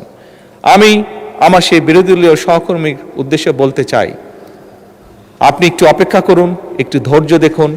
এই ফ্যামিলি কার্ড বহু কর্মসংস্থানের তৈরি করবে ইনশাআল্লাহ। মাননীয় স্পিকার, নারীদেরকে অর্থনৈতিকভাবে এম্পাওয়ার্ড করার জন্য আমরা প্রত্যেকটি নারী প্রধান পরিবারের যে নারী প্রধান আছে তাদের হাতে আমরা ফ্যামিলি কার্ড পৌঁছে দিতে চাই। এবং এই ফ্যামিলি কার্ডের মাধ্যমে আমি এই সংসদে একদিন সংক্ষিপ্ত এক্সপ্লেনেশন দিয়েছিলাম যে কিভাবে ফ্যামিলি কার্ড একজন নারীকে অর্থনৈতিকভাবে স্বাবলম্বী করবে, কিভাবে একটি ফ্যামিলি কার্ড একটি নয়, শত নয়, হাজার নয়, লক্ষ নয়, কোটি ফ্যামিলি কার্ড কিভাবে দেশে কর্মসংস্থান তৈরি করবে, কোটি কোটি কিভাবে ফ্যামিলি কার্ড দেশের অর্থনীতিকে শক্তিশালী করবে, সেটি আমি তুলে ধরেছিলাম। মাননীয় স্পিকার, এই ফ্যামিলি কার্ডের মাধ্যমে আমরা নারী প্রধানদের হাতে ফ্যামিলির কাছে 25,000 টাকা করে প্রতি মাসে পৌঁছে দিব। 2,500 টাকা, আমরা 25,000 টাকা দিতে বলে খুব ভালো ছিল, সম্ভব হলে 2,500 টাকা আমরা এই সংসদে আল্লাহর কাছে চাইতে পারি যে আল্লাহ আমাদেরকে সেই তৌফিক দেন যাতে আমরা সেইটাই করতে পারি। সেই রহমত আমরা আল্লাহর কাছে চাইতে পারি যে আল্লাহ আমাদেরকে তৌফিক দেন যাতে আমরা নারীদের হাতে 2,500 না 25,000, একটি শূন্য বেশি দিতে পারি। মাননীয় স্পিকার, আমরা আগামী অর্থ বছরে যেরকম কৃষক ভাইদের কাছে প্রায় 41 লক্ষ কৃষকের কাছে আমরা কৃষি কার্ড পৌঁছে দিতে চেষ্টা করছি, একইভাবে আগামী অর্থ বছরে 40 লক্ষেরও বেশি, প্রায় 43 লক্ষ মতন পরিবারের হাতে আমরা এই ফ্যামিলি কার্ড পৌঁছে দেওয়ার পরিকল্পনা গ্রহণ করেছি।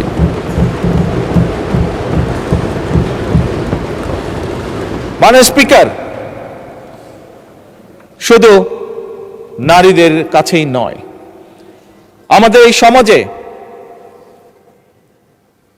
কিছু ব্যক্তি আছেন যে মানুষগুলোকে, আমি মুসলমান হই, আমি যে কোনো ধর্মেরই হই না কেন, অন্য ধর্ম যারা আছেন, এই মানুষগুলোর কাছে আমরা অনেক জীবনের বিভিন্ন গুরুত্বপূর্ণ সময় বিভিন্ন গুরুত্বপূর্ণ পরামর্শ নিয়ে থাকি। এই মানুষগুলো আমাদের জীবনের বাঁকে বাঁকে আমাদেরকে বিভিন্ন পরামর্শ দিয়ে থাকেন। তারা কারা? মুসলমান হিসেবে আমি তাদেরকে চিনি মুয়াজ্জেম নামে, তাদেরকে চিনি ইমাম নামে, তাদেরকে চিনি খতিব নামে, এই উপাধিতে তারা উপাধিত। মাননীয় স্পিকার, অন্য ধর্মেরও এই সকল ধর্মীয় ব্যক্তিত্ব আছেন। অধিকাংশ ক্ষেত্রে মাননীয় স্পিকার দেখেছি আমরা এই মানুষগুলোর মধ্যে বহু সংখ্যক মানুষ, বিরাট একটি অংশ অনেক মানবতর জীবনযাপন করেন। মাননীয় স্পিকার, আমরা নির্বাচনের আগে আমাদের দলের অবস্থান থেকে বলেছিলাম আমরা যেরকম নারীদের ফ্যামিলি কার্ড পৌঁছে দিতে চাই, আমরা যেরকম প্রবাসীদের কাছে প্রবাসী কার্ড পৌঁছে দিতে চাই, আমরা যেরকম কৃষক ভাইদের কাছে কৃষক কার্ড পৌঁছে দিতে চাই, আমরা এই যে মানুষগুলো যাদের কথা বললাম তাদের কাছেও আমরা একটি সরকার যতই সামান্য হোক, যত অল্পই হোক না কেন, তাদের কাছেও আমরা তাদের পাশে দাঁড়ানোর জন্য তাদের কাছে আমরা কিছু সম্মানই পৌঁছে দিতে চাই সরকারের পক্ষ থেকে। মাননীয় স্পিকার, এবং এই সম্মানটি আমরা প্রতি মাসে তাদের কাছে ইনশাল্লাহ পৌঁছে দিচ্ছি এবং পৌঁছে দিব মাননীয় স্পিকার, যার কাজ ইতিমধ্যে সরকার শুরু করেছে। মাননীয় স্পিকার, মাননীয় বিরোধী দলের নেতা ওনার বক্তব্যে একটি গুরুত্বপূর্ণ কিছু ব্যক্তির কথা বলেছেন, যেই ব্যক্তিগুলোর স্যাক্রিফাইসের কারণে আজ এই সংসদ, আমরা যারা এখানে বসে আছি, গত 17 বছরে বহু রাজনৈতিক দলের নেতাকর্মী, বহু অরাজনৈতিক ব্যক্তিবর্গ, মানুষ, তারা অকাতরে জীবন দিয়েছেন, পঙ্গুত্ব বরণ করেছেন, বিভিন্নভাবে নির্যাতিত হয়েছেন। এই 17 বছরে মাননীয় বিরোধী দলীয় নেতা বলেছেন তাদের জন্য একটা কিছু করার। আমি ওনার সাথে সম্পূর্ণ একমত। এই মানুষগুলোর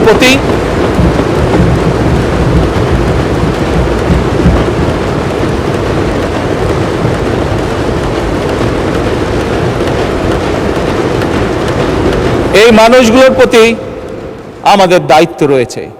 যতটুকুই আমাদের সামর্থ্য, রাষ্ট্র বা সরকারের সামর্থ্য, সেই অবস্থান থেকে আমি আমার এবং বিরোধী দলীয় নেতার পক্ষ থেকে মাননীয় অর্থমন্ত্রীকে অনুরোধ জানাবো যে এই মানুষগুলোর জন্য ব্যবস্থা গ্রহণ করার জন্য।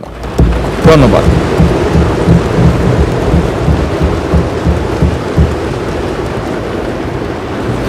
মাননীয় সংসদ ম্যাডাম, আর 15 মিনিট পরে আজান পড়বে। আপনি কি আজানের পরেও কন্টিনিউ করতে চান? মাননীয় স্পিকার, আমার একটু সময় লাগবে। ধন্যবাদ। Please take your time.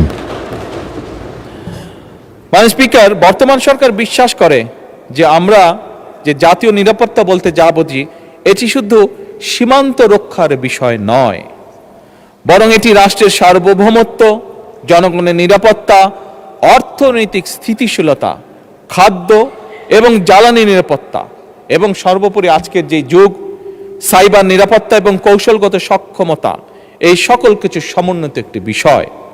এবং সেজন্যই মাননীয় স্পিকার, বর্তমান সরকার একটি প্রতিরক্ষা ব্যবস্থা গড়ে তুলতে চায়, গড়ে তোলার কাজে হাত দিয়েছে, যেটা আধুনিক প্রযুক্তি, দক্ষ মানব সম্পদ এবং দেশীয় সক্ষমতার সমন্বয় ভবিষ্যৎ নিরাপত্তার চাহিদা মোকাবেলা করতে সক্ষম হবে। মাননীয় স্পিকার, প্রতিরক্ষা শিল্পের সক্ষমতা বৃদ্ধি, গবেষণা, প্রযুক্তিগত ব্যবহার, সাইবার নিরাপত্তা জোরদার এবং প্রতিরক্ষা ব্যবস্থাপনা আধুনিকরণের জন্য, মডার্নাইজ করার জন্য বর্তমান সরকার এই বাজেটের ভিতরে অনেকগুলো গুরুত্বপূর্ণ উদ্যোগ গ্রহণ করেছে মাননীয় স্পিকার, যা আমি দৃঢ়ভাবে বিশ্বাস করি একজন বাংলাদেশী হিসাবে আমাদের প্রত্যেককে আগামীতে ইনশাল্লাহ গৌরবান্বিত, অহংকার করার মতন অবস্থানে আমরা নিয়ে যাব ইনশাল্লাহ।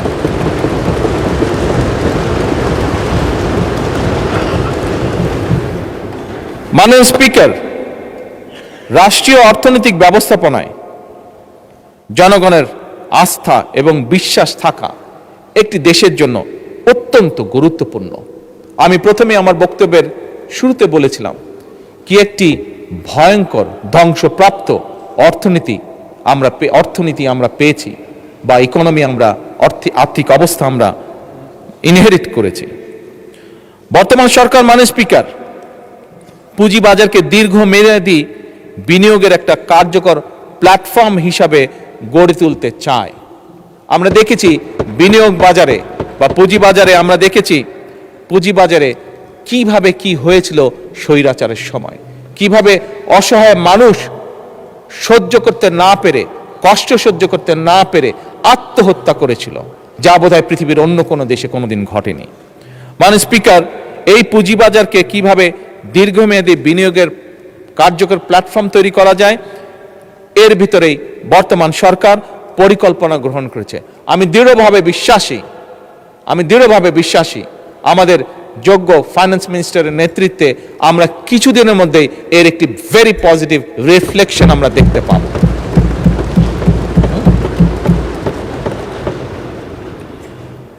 মাননীয় স্পিকার, ফ্যাসিবাদের দুঃশাসনের কারণে আর্থিক খাত, বিশেষ করে ব্যাংকিং সেক্টর নিয়ে জনমনে উদ্বেগ রয়েছে, উদ্বেগ সৃষ্টি হয়েছে। ব্যাংকিং, আমি আগেই বলেছি, আমাদের এই বাজেটের অন্যতম একটি ইম্পর্টেন্ট লক্ষ্য হলো অর্থনৈতিক খাতে শৃঙ্খলাকে যে কোনো মূল্যে ফিরিয়ে নিয়ে আসা, এবং ব্যাংকিং সেক্টরে শৃঙ্খলা ফিরিয়ে আনতে সরকার সব রকমের উদ্যোগ গ্রহণ করছে, প্রত্যেকটা ক্ষেত্রে উদ্যোগ গ্রহণ করছে। এখানে বিরোধী দলীয় নেতা আরেকটি ইম্পর্টেন্ট বিষয় উল্লেখ করেছেন যে ফ্যাসিবাদের আমলে দেশ থেকে যে দেশের মানুষের লক্ষ কোটি টাকা পাচার হয়ে গিয়েছিল, সেই পাচারকৃত টাকাও ফিরিয়ে আনার জন্য।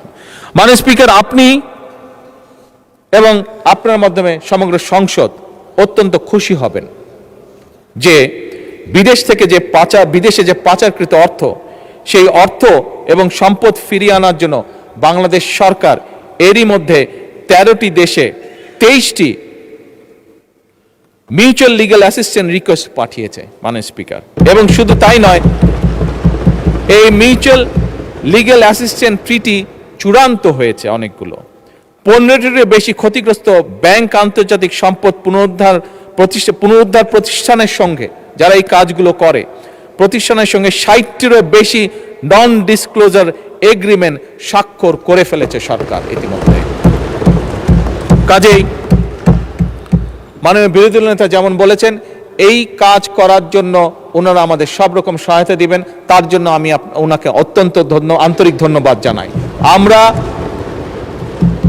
বাংলাদেশের আইন কানুন এবং আন্তর্জাতিক আইন কানুনের মধ্যে থেকে মাধ্যমে যত দ্রুত এবং যত বেশি সম্পদ, দেশের মানুষের যে সম্পদ পাচার হয়েছে, যত বেশি সংখ্যক সম্পদ সম্ভব, সেটি আমরা ইনশাল্লাহ দেশে ফিরিয়ে নিয়ে আসব। মাননীয় স্পিকার, এই বাংলাদেশের জনগণ আমাদেরকে ভোট দিয়ে এই সংসদে পাঠিয়েছে। এই বাংলাদেশের মানুষের জনগণের সমর্থন নিয়েই আমরা সরকার গঠন করেছি। সেজন্যই করের বোঝা বাড়ানো আমাদের লক্ষ্য বা উদ্দেশ্য নয়, করের বোঝা বাড়িয়ে নয়, বরং হয়রানি কমিয়ে করের ভিত্তিকে বাড়িয়ে শাসন ব্যবস্থার প্রতি জনগণের আস্থা ফেরানোর মাধ্যমে মাননীয় স্পিকার, সরকার রাজস্ব বাড়ানোর নীতি গ্রহণ করতে চায়। এটা আমি বলতে চাই। সরকার এমন একটা রাজস্ব ইকোসিস্টেম গড়ে তুলতে চায় মাননীয় স্পিকার। স্বাভাবিক, এখানে করের বা করদাতা যারা আছেন, বিভিন্ন রকম বিষয় আছে, বাংলাদেশে বাস্তবতা আছে, আমি অত ডিটেলে যাব না, বাট বাস্তবতার বাইরেও আমরা থাকতে পারবো না। এবং সে কারণে সরকার এমন একটা রাজস্ব ইকোসিস্টেম গড়ে তুলতে চায় যেখানে করদাতাগণ কর প্রদান করে উন্নয়নে অংশীদার হবেন এবং প্রাউড ফিল করবেন, গর্ব বোধ করবেন। আমরা পর্যায়ক্রমিকভাবে সেরকম একটা সিস্টেম তৈরি করতে চাই, স্বচ্ছ এবং আধুনিক করতে চাই এই কর ব্যবস্থাকে। আমার মনে হয় এ ব্যাপারেও আমাদের বিরোধী দলীয় নেতা একটি বক্তব্য তুলে ধরেছেন, আমি ওনার বক্তব্যের সাথে সম্পূর্ণভাবে একমত। মাননীয় স্পিকার, এবার আমি প্রস্তাবিত বাজেটে কয়েকটা বিষয়, প্রস্তাবিত বিধান এবং কয়েকটি ক্ষেত্রে ভ্যাট কমানোর জন্য মাননীয় অর্থ এবং পরিকল্পনা মন্ত্রীর দৃষ্টি আকর্ষণ করতে চাই। এবার আমি সম্ভবত, খুব সম্ভব, নর্মালি এই দাবিটা বিরোধী দল থেকে হয়ে থাকে, আমি আপাতত ফিজিক্যালি না হয়েও মানসিকভাবে একটু ওনাদের পাশে গিয়ে কথা বলতে চাই। মাননীয় স্পিকার, এবারের বাজেটে ব্যক্তি করদাতাগণের আয়কর অব্যাহতির সীমা 2026-27 এবং 27-28 কর বছরের জন্য 3,75,000 টাকা, 2028-29 এবং 29-30 কর বছরের জন্য 4 লাখ টাকা এবং 30-31 কর বছরের জন্য 4,50,000 টাকা প্রস্তাব করা হয়েছে। ব্যক্তি করদাতাগণের করভার কিছুটা লাঘব করে তাদেরকে কিছুটা স্বস্তি দিতে চাই আমরা। এবং সে কারণেই মাননীয় স্পিকার, 2026-27 এবং 27-28 কর বছরের জন্য 4 লাখ টাকা, যেটা 3,75,000 প্রস্তাব করেছে, 4 লাখ টাকা, 2028-29 এবং 29-30 কর বছরের জন্য 4,50,000 টাকা এবং 2030-31 কর বছরের জন্য 5 লাখ টাকা করার জন্য মাননীয় অর্থ পরিকল্পনা মন্ত্রীর প্রতি আমি অনুরোধ রাখছি।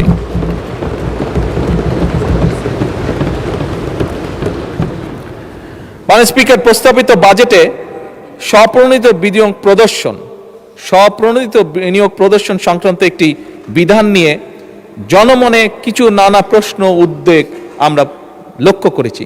সেটি পত্রপত্রিকার মাধ্যমে, সোশ্যাল মিডিয়ার মাধ্যমে হোক, আমাদের বিভিন্ন সংসদ সদস্যের মাধ্যমে হোক, বিভিন্ন সমাজের সিভিল সোসাইটির বিভিন্ন ব্যক্তির মাধ্যমে হোক, এটি আমি জানিয়েছি। আমাদের দেশে মাননীয় স্পিকার, যেহেতু অনেকেই প্রকৃত মূল্যে জমি রেজিস্ট্রেশন করেন না,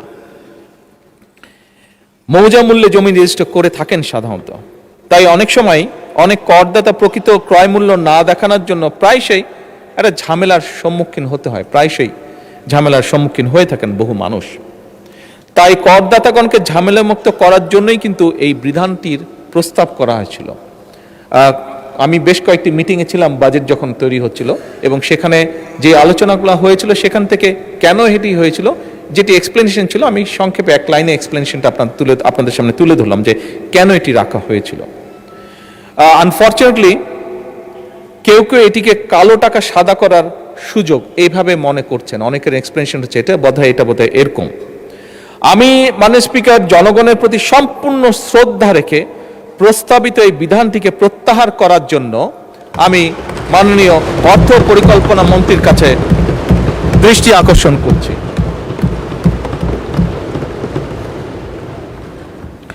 মাননীয় স্পিকার, দেশে বেসরকারি যে বিশ্ববিদ্যালয়গুলো আছে বর্তমানে হ্রাসকৃত 10% হারে কর প্রদান করে তারা। আমি বেসরকারি বিশ্ববিদ্যালয় সমূহে করের হার আরো কমিয়ে 5% করার প্রস্তাব করছি। তবে এখানে একটি তবে আছে। এই তবেটি হচ্ছে, আমি একই সঙ্গে তাদের প্রতি, বেসরকারি বিশ্ববিদ্যালয় তাদের প্রতি আমার আহ্বান থাকবে যে যেহেতু ট্যাক্সটি কমানোর প্রস্তাবনা করা হচ্ছে, গবেষণা এবং উন্নয়ন এবং শিক্ষার্থীদেরকে যারা স্টুডেন্ট থাকবে তাদেরকে বহু ভাষায় পারদর্শী, তাদেরকে অন্য ল্যাঙ্গুয়েজ কোর্সগুলো করার জন্য, গড়ে তোলার জন্য ল্যাঙ্গুয়েজ ল্যাব স্থাপন ও পরিচালনা করা, এবং একই সাথে গরিব এবং মেধাবী শিক্ষার্থী যারা থাকবে তাদের প্রতিষ্ঠানগুলোতে তাদেরকে বিনা বেতনে পড়াশোনার সুযোগ করে দেওয়ার জন্য।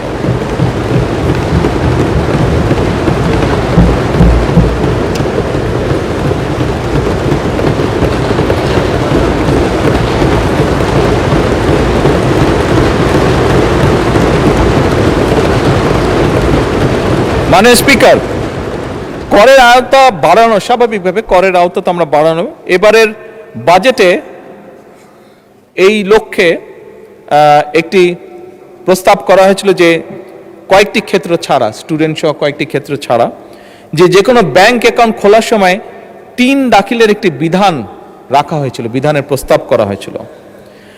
এছাড়াও মাননীয় স্পিকার, বন্টননামা, দলিল রেজিস্ট্রেশন এবং সম্পত্তি মিউটেশনের ক্ষেত্রেও 3 দাখিলের বিধান করার প্রস্তাব করা হয়েছিল। মাননীয় স্পিকার, এই বিষয়টাতেও কিন্তু জনমনে একটা প্রশ্ন উঠেছে, কনফিউশন হচ্ছে, বিভিন্ন কনফিউশন দেখা দিয়েছে। আমি মাননীয় অর্থ পরিকল্পনা মন্ত্রীকে অনুরোধ জানাবো যে এই বিষয়টিও যাতে প্রত্যাহার করা হয়।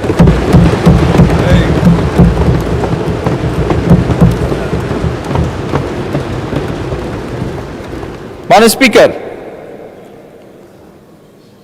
দেশের 3টি পার্বত্য জেলায় বিশেষ করে ক্ষুদ্র নৃগোষ্ঠী ব্যক্তিগণের যে বেতন এবং তাদের যে আর্থিক পরিসম্পদ হতে যে অর্জিত আয়, এটা ব্যতীত পার্বত্য জেলার পরিচালিত যে সকল অর্থনৈতিক কর্মকাণ্ড থেকে যে অর্জিত আয়, সেটিকে করমুক্ত রাখার প্রস্তাব করা হয়েছে উপস্থাপিত যে বাজেট।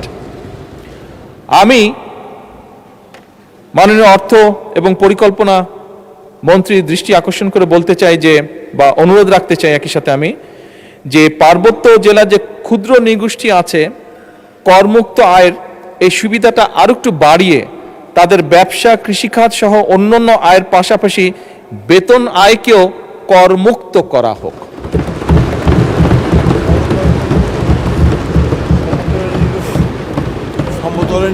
এটা পাহাড়ি এবং সমতল উভয় ক্ষুদ্র নৃগোষ্ঠী, মূল হচ্ছে ক্ষুদ্র নৃগোষ্ঠী যারা আছেন, পাহাড় এবং সমতল উভয় ক্ষেত্রে প্রযোজ্য।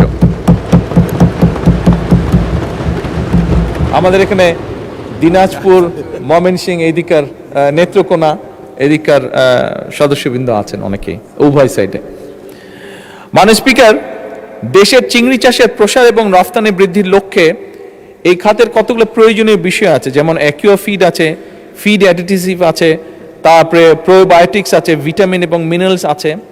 এটার আমদানিতে যে সমুদায় আমদানি শুল্ক, রেগুলেটরি শুল্ক এবং সম্পূরক শুল্ক ভ্যাট প্রত্যাহারের জন্য এবং প্রয়োজনীয় যন্ত্রপাতি এই সেক্টরটাকে আরও বেশি এমফেসাইজ দেওয়ার জন্য যে যন্ত্রপাতি আছে, এটার যে ট্যাক্স আছে, শুল্ক আছে বিভিন্ন রকমের, এই শুল্কগুলো সম্পূর্ণভাবে ভ্যাট এবং শুল্কগুলো প্রত্যাহার করার জন্য আমি অনুরোধ জানাচ্ছি মাননীয় অর্থমন্ত্রীকে। মাননীয় স্পিকার, স্থানীয় শিল্পের, বিশেষ করে স্থানীয় শিল্প আমাদের জন্য অত্যন্ত গুরুত্বপূর্ণ। এই স্থানীয় শিল্পের বিকাশের জন্য উৎপাদনকারী প্রতিষ্ঠান কর্তৃক যে কাঁচামাল আমদানি হয়, বেশ কিছু ক্ষেত্রে রেয়াতি সুবিধা প্রদানের জন্য আমি মাননীয় অর্থ পরিকল্পনা মন্ত্রীকে অনুরোধ করছি। মাননীয় স্পিকার, একই সাথে বিভিন্ন ঔষধ তৈরি এবং স্থানীয় শিল্প প্রতিষ্ঠানের কাঁচামাল হিসাবে মধু ব্যবহৃত হয়। অনেকেই নিশ্চয়ই আপনারা জানেন, বিশেষ করে ফার্মাসিউটিক্যালের সাথে আপনারা যারা বা ফিজিশিয়ান এখানে যারা আছেন। সুতরাং মাননীয় স্পিকার, এই উৎপাদনকারী প্রতিষ্ঠান কর্তৃক যেহেতু মধু আমদানিতে 10% সম্পূরক শুল্ক আছে, এই সম্পূরক শুল্কটা আমি সম্পূর্ণভাবে প্রত্যাহার করার জন্য আমি মাননীয় মন্ত্রীকে অনুরোধ জানাচ্ছি। মাননীয় স্পিকার, বিভিন্ন শিল্পের কাঁচামাল হিসেবে ব্যবহৃত হয় বিভিন্ন শিল্প প্রতিষ্ঠান সমূহ কাঁচামাল হিসাবে পিভিসি এবং পেট রেজিন আমদানিতে যে প্রস্তাবিত বাজেটে যে 10% আমদানি শুল্ক হ্রাস করা হয়েছে, এইটিকে 10 থেকে আমি 5 করার জন্য অনুরোধ জানাচ্ছি।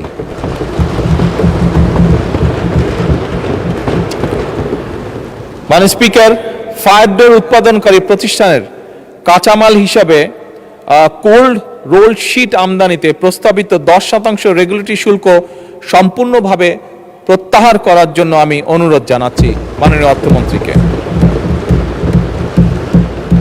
উৎপাদনকারী শিল্প প্রতিষ্ঠান কর্তৃক যে কাঁচামাল হিসাবে মাননীয় speaker flat roll product plated or coated with chrome oxide আমদানিতে প্রস্তাবিত 10% এবং রেগুলেটরি যে শুল্ক, এটিও আমি মাননীয় অর্থমন্ত্রীকে সম্পূর্ণভাবে প্রত্যাহারের জন্য অনুরোধ জানাচ্ছি।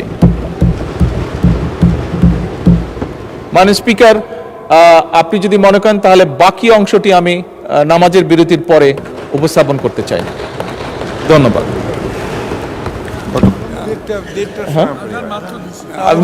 যেহেতু জামাতের টাইম, নামাজের টাইম অনেকক্ষণ আছে, আমার আর 15-20 মিনিট হলে আই ক্যান ফিনিশ। মাননীয় স্পিকার, 15 মাননীয় সংসদ নেতা, আপনি যদি 15 মিনিটে শেষ করতে পারেন তাহলে একবারে শেষ করে ফেলাই ভালো। শেষ করে দেব? হ্যাঁ? জি, আচ্ছা মাননীয় স্পিকার, আমি দ্রুত তাহলে শেষ করার চেষ্টা করছি। বিরোধী দলের নেতা, আপনি কিছু বলছেন কি? আমি শুনতে পাচ্ছি না আপনার কথাটা। মাননীয় বিরোধী দলের নেতা, আমরা কি কন্টিনিউ করবো 15 মিনিট? তাহলে 15 নেতাকে মাইক দেন। লাগবে, 15 থেকে 20 মিনিট লাগবে।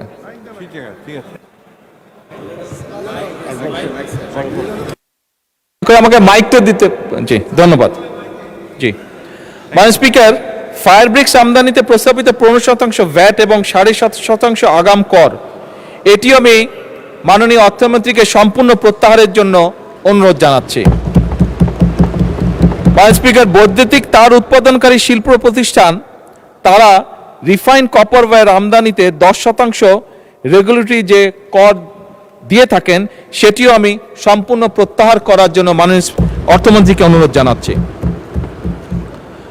মাননীয় স্পিকার, এর বাইরেও কেশনাট প্রসেসিং শিল্পের কাঁচামাল হিসাবে অপ্রক্রিয়াজাত কাজু বাদাম আমদানিতে প্রস্তাবিত 15% কাস্টম শুল্ক হ্রাস করে 15% আছে সময় এটা কাস্টম 15% হ্রাস করে না এটা 0 না 5% করার জন্য আমি অনুরোধ জানাচ্ছি।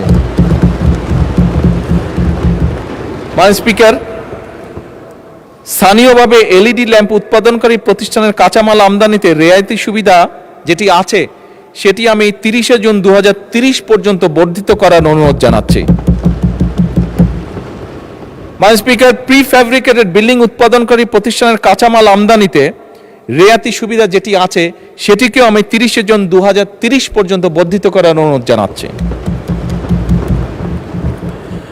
মাননীয় স্পিকার, এবারের প্রস্তাবিত বাজেটে ফ্রিল্যান্সার এবং স্টার্টআপ উদ্যোক্তাদের জন্য কিন্তু বর্তমান সরকার একটি বিশাল ব্যবস্থা গ্রহণ করেছে। দেশের ইতিহাসে এবারে কিন্তু প্রথমবারের মতন সরকার বাজেটে 500 কোটি টাকার একটি বাজেট রেখেছে স্টার্টআপ ফান্ডিং এর জন্য।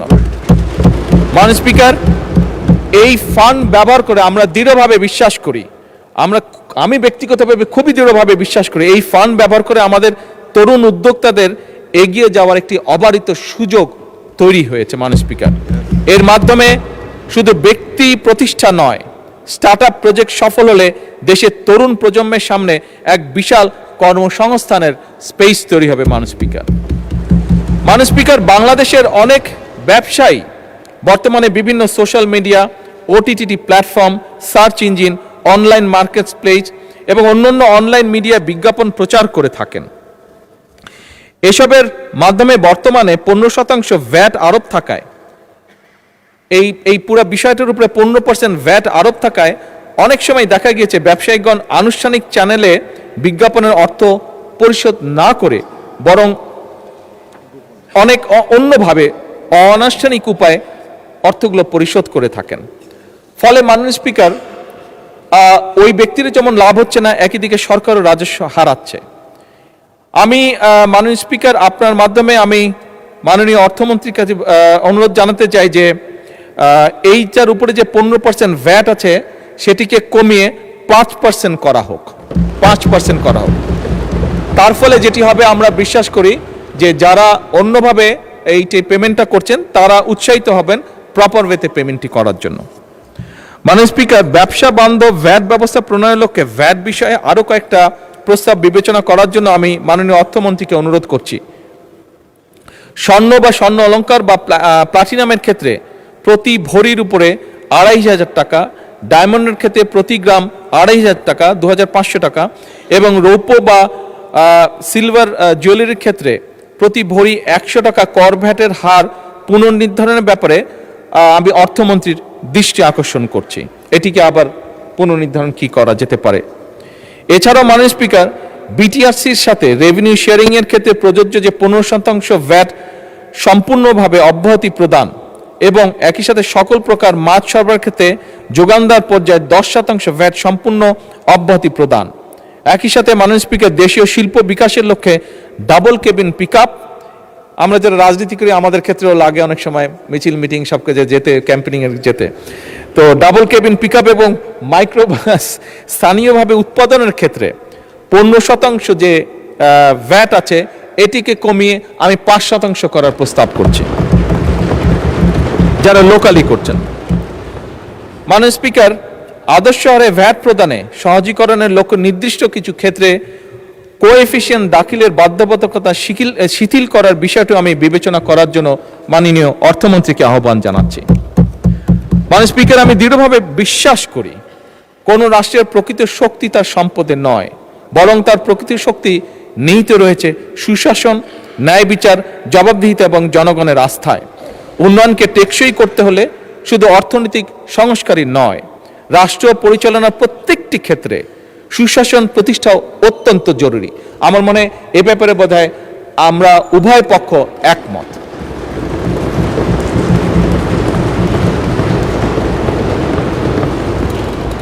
এবং এর পাশাপাশি জনগণ একটি ন্যায়ভিত্তিক রাষ্ট্র চায়। মাননীয় স্পিকার, এটি একটি মানুষের চাওয়া। এখন স্বচ্ছ এবং জবাবদিহিমূলক সরকার এবং প্রশাসন চায়। বর্তমান সরকার জনগণের সেই আকাঙ্ক্ষা পূরণে আমি মনে করি শুধু বর্তমান সরকারে নয়, বরং আমি মনে করি এই পুরা সংসদ জনগণের সেই আকাঙ্ক্ষা পূরণে একসাথে থেকে কাজ করতে অঙ্গীকারবদ্ধ।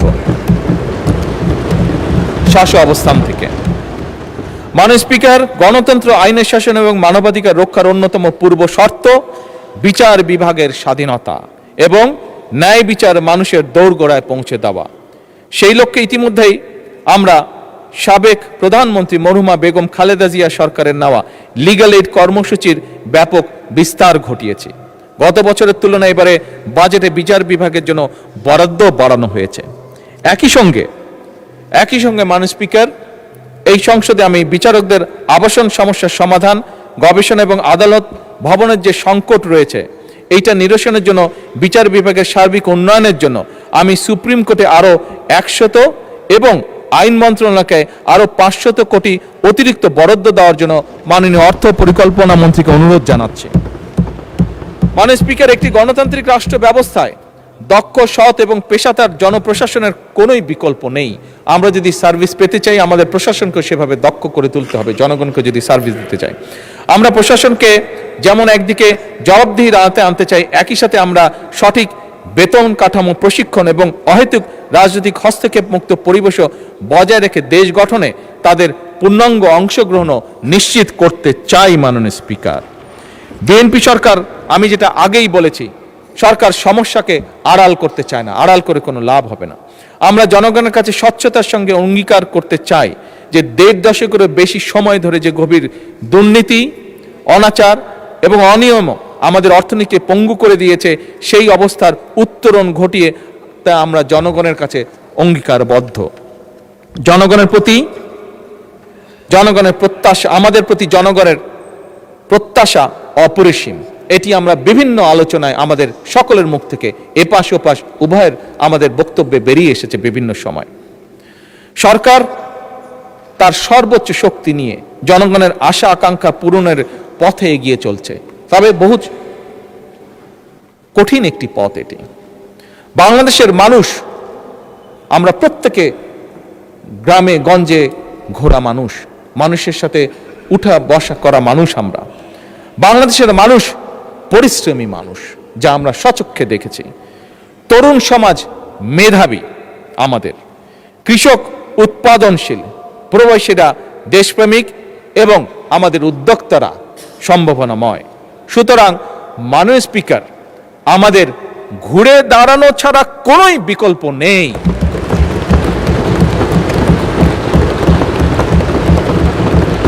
মাননীয় স্পিকার, আমি এই মহান সংসদের সকল সদস্যকে, আমার দলের সংসদ সদস্য এবং উইথ রেসপেক্ট বিরোধী দলের সকল সংসদ সদস্যকে আহ্বান জানিয়ে বলতে চাই, এই বাজেট শুধু সরকারের বাজেট হিসেবে নয়। আসুন আমরা সকলে এই বাজেটকে একটি জাতি পুনর্গঠনের বাজেট হিসেবে দেখার চেষ্টা করি। মাননীয় বিরোধী দলের নেতা বলেছেন, আমিও বলেছি, ওনার সাথে সম্পূর্ণ একমত রেখে আমি বলতে চাই, আমাদের মধ্যে মতভেদ থাকতেই পারে, কিন্তু দেশের অর্থনীতি পুনরুদ্ধার, জনগণের কষ্ট লাঘব, আর্থিক খাতে শৃঙ্খলা প্রতিষ্ঠা, আস্থা ফেরানো, কৃষক, শ্রমিক, তরুণ, নারী, প্রবাসী উদ্যোক্তাদের জন্য সৃষ্টি তৈরি এবং গণতান্ত্রিক প্রতিষ্ঠান শক্তিশালী করার প্রশ্নে আমরা সকলে ইনশাল্লাহ ঐক্যবদ্ধ থাকব। এই বাংলাদেশে যাতে আর কোনো ফ্যাসিবাদ, স্বৈরাচার কায়েম হতে না পারে, এই বাংলাদেশকে যাতে আর কেউ তাদের তাবেদার রাষ্ট্র বানাতে না পারে, এই হোক আমাদের আজকের প্রত্যয়। মাননীয় স্পিকার, বাজেট প্রণয়ন অত্যন্ত অক্লান্ত পরিশ্রমের কাজ। আমি অক্লান্ত পরিশ্রমের জন্য আমি মাননীয় অর্থ পরিকল্পনা মন্ত্রীকে আমার এবং আমার সকল সদস্যের পক্ষ থেকে সহকর্মীর পক্ষ থেকে আন্তরিক ধন্যবাদ জানাতে চাই। আমি ধন্যবাদ জানাতে চাই অর্থ বিভাগ, জাতীয় রাজস্ব বোর্ড, অর্থনৈতিক সম্পর্ক বিভাগ, আর্থিক প্রতিষ্ঠান বিভাগ, পরিকল্পনা মন্ত্রণালয়, বাংলাদেশ ব্যাংক, সংশ্লিষ্ট সকল মন্ত্রণালয় এবং বিভাগের কর্মকর্তা এবং কর্মচারীদেরকে আন্তরিক ধন্যবাদ জানাতে চাই। বাজেট প্রস্তুত, মুদ্রণ, উপস্থাপন ও সংসদীয় কার্যক্রমে সহযোগিতার জন্য জাতীয় সংসদ সচিবালয়, বিজি প্রেস এবং গণমাধ্যম কর্মী যারা দীর্ঘদিন ধরে বাজেট অধিবেশন কভার করছেন, তাদেরকে আমি আন্তরিক ধন্যবাদ জানাই। মাননীয় স্পিকার, ফ্যাসিস্ট উত্তর বাংলাদেশ এই সংসদের কাছে জনগণের প্রত্যাশা আকাশ ছোঁয়া। এদেশের জনগণ গণতন্ত্র, মানবাধিকার, আইনের শাসন, ন্যায় বিচার এবং সুশাসন প্রতিষ্ঠার কাজ করার জন্যই জনগণ অনেক প্রত্যাশা নিয়ে আমাদের প্রত্যেকটি মানুষকে এই সংসদে পাঠিয়েছে। এই সংসদে আসার আগে গণতন্ত্র প্রতিষ্ঠায় আমাদের অগণিত সতীর্থ সহযোদ্ধা জীবন দিয়েছেন। অনেকেই নেই, আমি এই দেশ ছেড়ে চলে যেতে যখন বাধ্য হয়েছিলাম তখন অনেককে দেখে গিয়েছিলাম, ফিরে এসে আমি তাদেরকে পাইনি। আমরা ওই পক্ষের অনেক সিনিয়র নেতা যাদেরকে আমি নিজে দেখেছি, যাদের সাথে কথা বলেছি, তাদেরও অনেককে এসে আমি পাইনি। আমাদের উভয় পক্ষেরই অবস্থা। অসংখ্য নেতাকর্মী পঙ্গু হয়েছেন, সর্বস্ব হারিয়েছেন, মামলা হামলায় জর্জরিত হয়েছেন। তাদের রক্তের কাছে, তাদের ত্যাগের কাছে আমরা অবশ্যই ঋণী। তাই আমাদের আরো বেশি দায়িত্বশীল হওয়া প্রয়োজন। আমাদের সেই দায়িত্বশীলের জায়গা থেকে জুলাই সনদকে সামনে রেখে সংসদের ভেতরে সংবিধান সংশোধন সহ বিভিন্ন ইস্যুতে যেমন ঐক্যবদ্ধভাবে আমরা কাজ করতে পারি, তেমনি সংসদের বাইরেও জাতীয় গুরুত্বপূর্ণ ইস্যুতে জনমত গঠন সহ সংস্কারমূলক কর্মসূচি গ্রহণ করে দেশকে আমরা সামনের দিকে এগিয়ে নিয়ে যেতে পারি। আমাদের সেই ধরনের দায়িত্বশীল আচরণ হবে এদেশের ভবিষ্যৎ পথরেখা। মাননীয় স্পিকার, সবশেষে আমি দেশবাসীকে আশ্বস্ত করে বলতে চাই, এই সরকার, এই সংসদ জনগণের।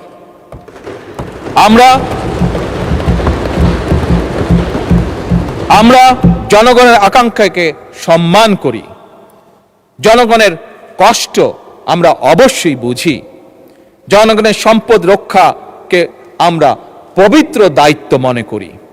আমরা এমন একটি বাংলাদেশকে গড়ে তুলতে চাই, এমন একটি বাংলাদেশকে পেতে চাই যেখানে উন্নয়ন হবে ন্যায্যতা ভিত্তিক, অর্থনীতি হবে অন্তর্ভুক্তিমূলক, রাষ্ট্র হবে জবাবদিহিমূলক এবং নাগরিকের জীবন হবে নিরাপদ, মর্যাদাপূর্ণ এবং সম্ভাবনাময়। মাননীয় স্পিকার, এই বাজেট সেশনে আমাকে আমার বক্তব্য উপস্থাপন করতে দেওয়ার জন্য, এই সংসদের সামনে এবং জাতির সামনে উপস্থাপন করতে দেওয়ার জন্য আমি আপনাকে আন্তরিক ধন্যবাদ এবং আপনার মাধ্যমে সমগ্র জাতীয় সংসদকে আন্তরিক ধন্যবাদ জানিয়ে আমার বক্তব্য শেষ করছি। আসসালামু আলাইকুম।